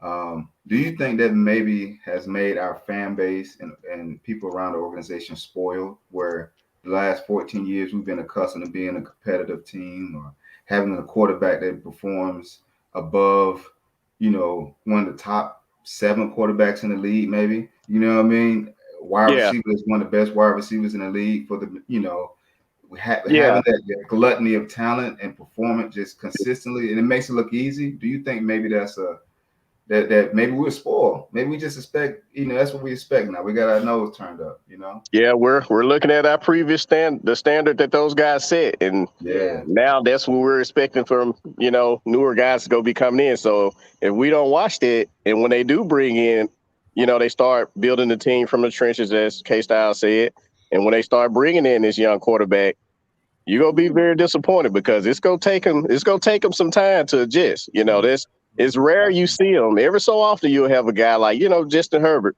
You know, he came in, did his thing, but they still wasn't winning games. You get what I'm saying? Like, he was performing well, but they were losing. And I think the thing is, people want to win. You know, they look at the Super Bowl. It hurts. It hurt all of us. You know, it hurt my feelings too. And everybody was angry about it. Then we started blowing leads and stuff. And I think that's what made people so frustrated to say, well, Matt Ryan can't win games. And it's like, well, this is a team sport, you know? Absolutely. Yeah. This is not no one quarterback. Yeah, quarterback get a lot of credit for a lot of things. But at the end of the day, this is a team sport, whether it's coaching, whether it's players or whatever. And like you say, we've been so spoiled with having generational talent and the chemistry of him and Matt Ryan, to the point to where now we're expecting the same thing with Calvin Ridley, or we're expecting the same thing with Mike Davis, you know, to be able to do what Kevin Coleman and Devontae Freeman did when they were, you know, a good duo. And it's like, it's going to take some time. These guys, it's their first season together. It's the first season without certain players. It's going to take some time to adjust. Agreed. And we got somebody in the back. Let me go ahead and get this other extra guest on, since he, you know, everybody's starting to get a little bold. If you don't mind, Jay, I'm gonna go ahead and get I don't want to mispronounce his name, and then in case I know you had something to say. So, how you doing? Oh, you can actually hang tight if you want to hang on, because we not full tonight. So, if you want to hang tight, or if you definitely want to disconnect, you're welcome to do that. But I want to get to our next guest as well. And who you got? I see he's muted though. Martin. Hey, y'all hear me? Yes, we can hear you. How you doing? What's good? Good. How are you guys? Doing fine. What you got for us? Nothing. I just want to continue on that point, about how Ridley being the top guy and everything. That's just the name that we give it. And Arthur Smith is new to this team still, and to see what we can do with other people, other talent, because we had Gage and we had Ridley out, and the opportunity that we had to show Arthur Smith that we had other talent. We had a Zacchaeus who can make crucial third down conversions. We had a Tajay who can make good plays when he needs to, and we had top target in the game, obviously Kyle Pitts. To see and to show, Arthur Smith, the guy that I don't know if you guys remember him saying, "I want my top guys out there. I want my top guys out there." These are his top guys. We can see what he can do with a Gage, with a Tajay or a Zacchaeus, even a Cordell Patterson. We have generational talent on this team, and it's such a good opportunity to see what we could do without our top two receivers out of the game. Such a good opportunity, and obviously, you wish nobody gets injured or is out. I don't know what's Ridley's thing, his personal problems or whatever has been going on, but it was a good opportunity. It was a good milestone for us to see that we can move on and we can have other playmakers on this team. I like that take. Yeah, for sure. Margin. So my question would be for you is, what do you feel like it would take for this stretch of games that we're going out to? What do you think that it will take for us to keep that consistency going on for these next 3 or 4 games, so where we can get back on that right track? Honestly, man, I would say just reps, man. Give it to your best players. Give everybody a shot. Okay. If Ridley's consistently out there dropping balls, throw in Zacchaeus, see what he can do. I'm not saying Zacchaeus better. We know Ridley's elite, but Zacchaeus was making some top plays. I feel like consistency in giving our other guys a shot, because Arthur Smith did say that he wants his best guys out there, and just because your name's Calvin Ridley doesn't mean you're the best. Okay.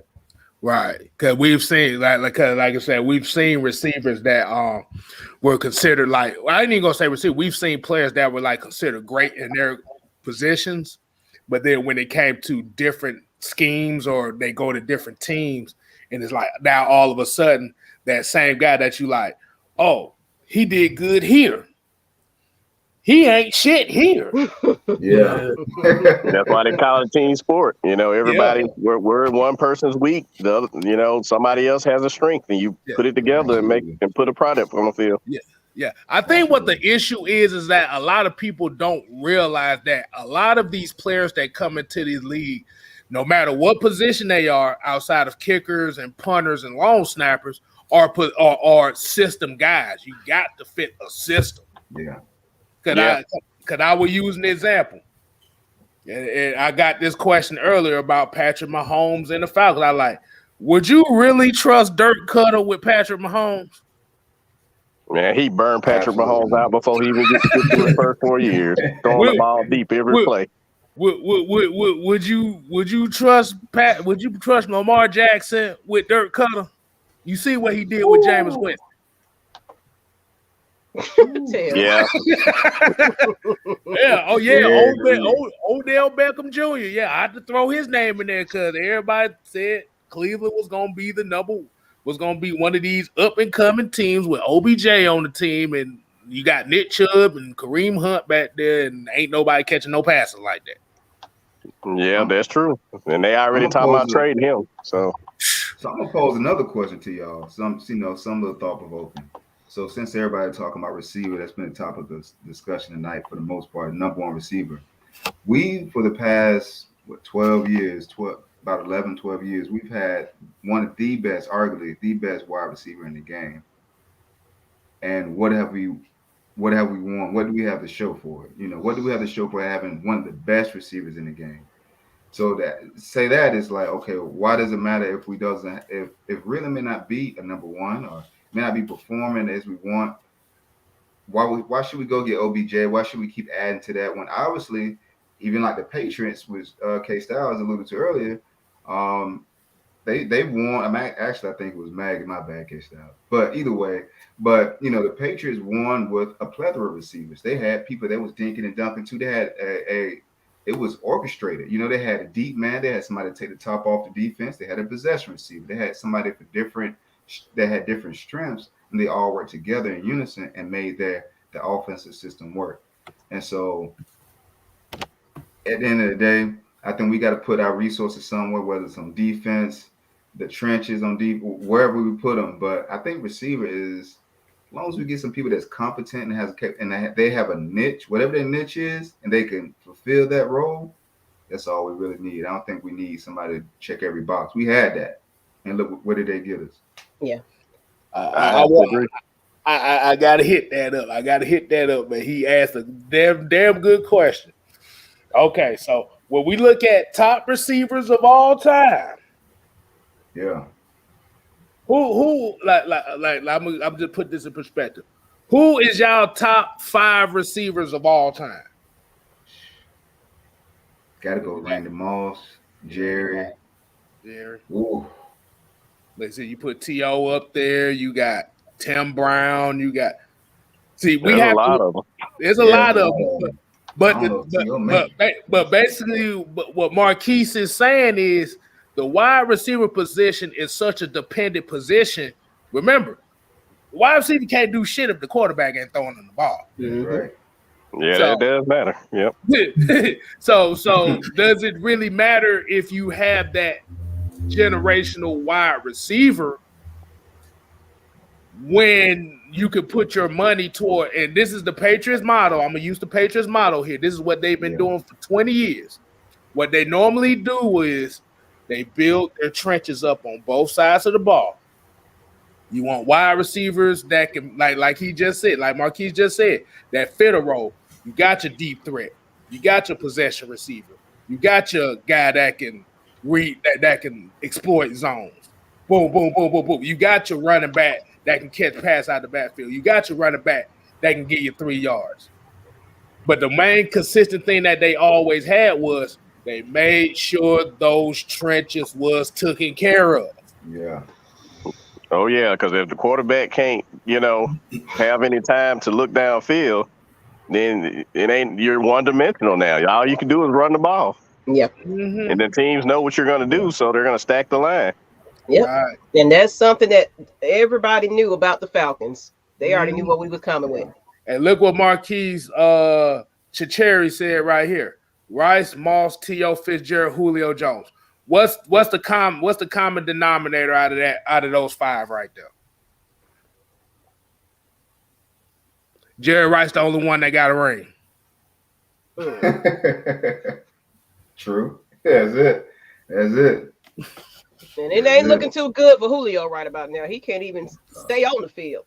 Yeah, I wasn't ready to say that his career was going down yet, declining. And after seeing that he's been hurt a lot, I think it's the same injury. I think it's still hamstring related.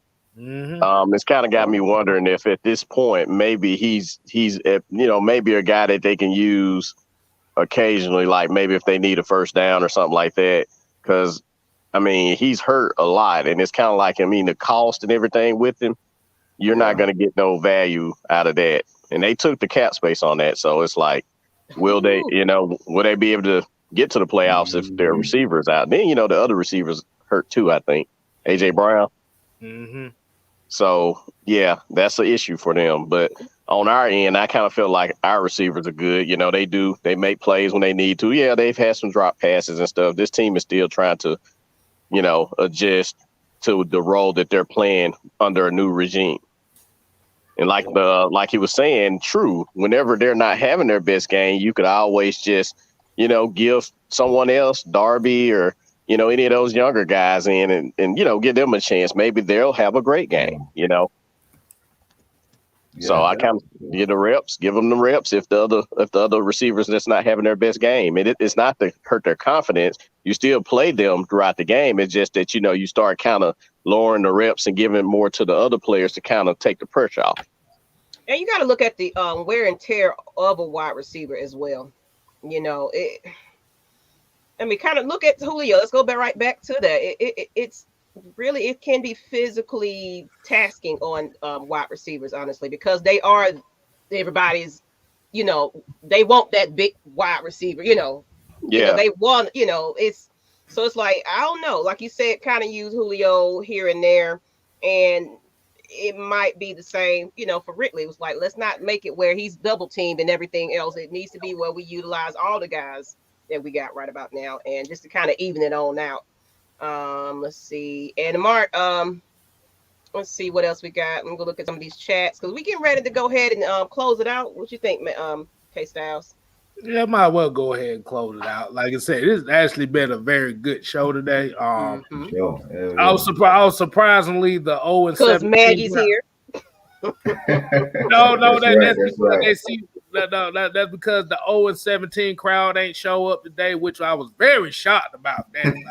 He said, I can't believe they thought we'd be 0 and 17. I mean, with the talent we have on this team, and we talked about it last season, even with Dirt Color, you say we only won 4 games, man. Most people would have looked at, how we played throughout that season, throwing the ball as much as we did and stuff, and say, I don't even know how you even won 4 games. The team was strictly one-dimensional. You know what I'm saying? So, so the team is definitely talented, and we blew those leads in a lot of those games. So I feel like this team is talented enough to at least compete for a seed. It just I ain't gonna sit up here and say they're going, but I just know that they have the talent, and then with the coaching, if things are able to be on point with the chemistry and stuff like that, I think they have a chance to compete. And I'm gonna add to what you have to say about that. Like last season, when Raheem kind of took over, we saw a little bit of potential then, I can say. Of course, I don't think he was ready to be a head coach of us, but I felt that we were starting to see something different up on the Raheem Morris. So give the team a little bit more time. We're gonna get a couple of more wins on our belt. You know what I'm saying? Yeah. I think we're going into a right place. Oh, we got a little super chat. Let's go ahead and get that before we roll on out. Tony Hall, $5. What Atlanta-based sports franchise other than Atlanta United would be the next to win a championship, in your opinion? The Hawks? That's what it's looking like. It's possibly the Hawks, because they ain't too far away. And Trey we trust. Oh, yeah, absolutely. And then, of course, look, the Braves right now. Right. Well, we got to get these Dodgers, though. That's true. Hey, look, I'm about to say, when we talking about that Hawks team, bro, I'm going to say it right now, boy. Gory Dang is going to be a big piece of this team, bro. Y'all don't realize it. And then with the Hawks, too, you got to think about it. Nate McMillan didn't have this team at the beginning of the season either, where he was able to practice with them. Now, my only concern is we do got some injuries right about now. I'm not too concerned with it because Nate McMillan knew how to maneuver through that entirely. Like, he didn't just throw them out there just to get hurt. He knew how to utilize his bench and everything. So I feel like Nate McMillan will get this team right. So I think we're gonna get right on back there. I think Atlanta gonna be worrying about Atlanta. Everybody gonna be looking at Atlanta for the next few years with these young team at that. We are a young squad with Atlanta Hawks. Sure. Mm-hmm. You know what I'm saying? So we only gonna just get better. Right. We got opportunity to be championship city. The Braves can pull this out. Bulldogs can pull it out. Hawks. Who knows? We could be championship city. Mm-hmm. Atlanta United. We got some talent in the A and GA. What? And like I said, with Coach Pineda with Atlanta United and the way that he's coaching this team and letting this team allow them to actually be the Atlanta United that we're used to seeing, with it being attacking wise, is actually good for the city because Frank DeBoer, I don't know what the fuck that was. That was that motherfucker trying to bring in this European defensive style of soccer that was absolute trash for this team. I ain't even gonna lie to you. And shout out to Big Low. Thank you. Appreciate that. Good thought-provoking conversation. We appreciate you tuning in. Y'all go ahead and give them a subscribe as well. Big Low Country as well. Oh, and the Bulldogs, you know what? Didn't we just lose somebody, though? Somebody just got injured or something. What happened? I think y'all lost one of y'all corners or something like that. I think it was a corner. Okay, I got to go back and look. I didn't see it all. I saw the broadcast, but I've been working today, so I didn't get a chance to see. Right. But Mm.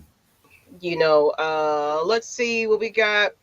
I'm a Bucks fan, but I'm a big fan of Cam Reddish. I got him on my team on 2K. My career, he's a beast. Oh yeah, I'm a I got Cam Reddish. I tell you, I'm a I'm a big Cam Cam Reddish Reddish fan, fan. bro. I'm still a Cam Reddish fan, even when he got drafted. But I'm still a Cam fan, Yeah. bro. I ain't even gonna lie. Oh, absolutely, absolutely. Hey, And and also, hey, I want to make this announcement. From what it looks like, I finally done hit the 500 mark. Yeah, it is. Great go job. ahead, Congratulations, K-Styles. K-Star. Appreciate it. Hey. Congratulations. Now, hopefully, this is a 500 that's going to last until next week and not diminish as soon as this damn live goes off. I don't think it will diminish now. Yeah, like I say, y'all do a great job. So you're getting a lot of followers. I definitely appreciate it, man. Like I said, if it wasn't for these folk, my goofy ass wouldn't even be on here. I just gonna say that now. And Antonio Holloway, I'm glad you brought that up. The next meet and greet, we had to postpone it because the restaurant I was partnering with, it didn't work out. So of course we're gonna work on that towards the mid-season. Look for some other ideas, but right now the original location, we are postponing that for another time. So yeah, just be on the lookout for that as well. So we'll give y'all some updates on that as we go along. But right now, yeah, that location we decided to move it to somewhere else. So with that being said, let's go ahead and get y'all final thoughts. Then we go ahead and close it out. Let's start with the guest of the show. We got Jerry. What you got? Just end it on. If you want to promote yourself, whatever else you're doing, this is the time for you to speak your last piece. I don't have any content or anything like that, but I just want to say that I'm actually very excited about this season. I feel like Atlanta is actually trending in the right direction. If you compare it to our previous 3 seasons, you have to believe that this team is actually accomplishing something. And it's going to take some time. Players are going to, make mistakes as they're learning the system. But we have to support the team at the end of the day. We have to support the regime. We have to be on board for whatever they know because they're professionals. And we just have our opinions as fans, but we're going to support them. That's all I have. All right. That's right. And you're welcome to come on back next week. And what you got? How do you pronounce your name? Marquis? Or is it Margie? Yeah, you guys. Margie. Marjorie. Okay. Yeah. What's your last thoughts? Nothing. So I've been heavy looking into football and actually getting into the depth of it for the last year or two. And I just want to say I appreciate y'all. I learned so much from coming on your stream and finally being able to actually say something, and I just appreciate it. And one more thing is I don't hear anybody sleeping on Jalen Mayfield anymore. What happened to that? Facts. What happened to that? He's been playing better. He's been getting better and better as the season go by. And like I say, he I don't see them taking him out and putting Andrews in because you got a young player that's getting his reps and is giving him that experience that's going to help him down the road. Why even switch him out? Yeah, exactly. I don't know what happened to it. And I'd like you to mention that. I feel like, we was looking at Arthur Smith coming in the A1. Everybody finna just be A1. I felt like that's why I wasn't panic about Mayfield either. It's like give these team players a time to adjust right about now. So I think going into this bye and coming, having a little momentum like we got right about now, I think we're going to see a lot more from a lot. Because even like I said, going back to Raheem Morris, we were starting to see more players getting a little bit more time. And I feel like we're going to see a lot more people like, okay, who, what, they're going to open up that playbook a lot more. And I think we're going to see a few more surprises coming up, y'all. So just to be on the lookout. I'm excited to see how this gels together more towards the end of this season. Definitely. Yeah. Mm-hmm. Yeah. I think going forward as well, I definitely think we're gonna really see the identity of the Falcons coming up after this bye. They're gonna take this time out. They should take this time out to probably, go in, recalibrate, work on some things. Probably, as we talked about, say, okay, maybe we've been trying to play you in this scheme or play you in this type of role. Maybe that's not suited to your strengths. We might go in and change some things and make it more suitable to the players so we can get yield better results and consistent results. So Just just be patient, keep your patience, and it's gonna shake out. It's gonna work out. You know, football Saturday. Tomorrow I'm gonna watch Cincinnati since y'all been talking about this Ridley cat. We're gonna see what the try to see what the hype about. Watch Cincinnati, UCF. Definitely gonna watch the Bulldogs play. See my big boy up front, who's gonna be our first round pick next year. So Hold on, hope. speak it into fruition. You know what I mean? So I'm trying to manifest something. Right. That's all we can look forward to. That's it. But y'all be blessed, man. I definitely enjoy it. Always a pleasure. That's right. Definitely appreciate it. Hey.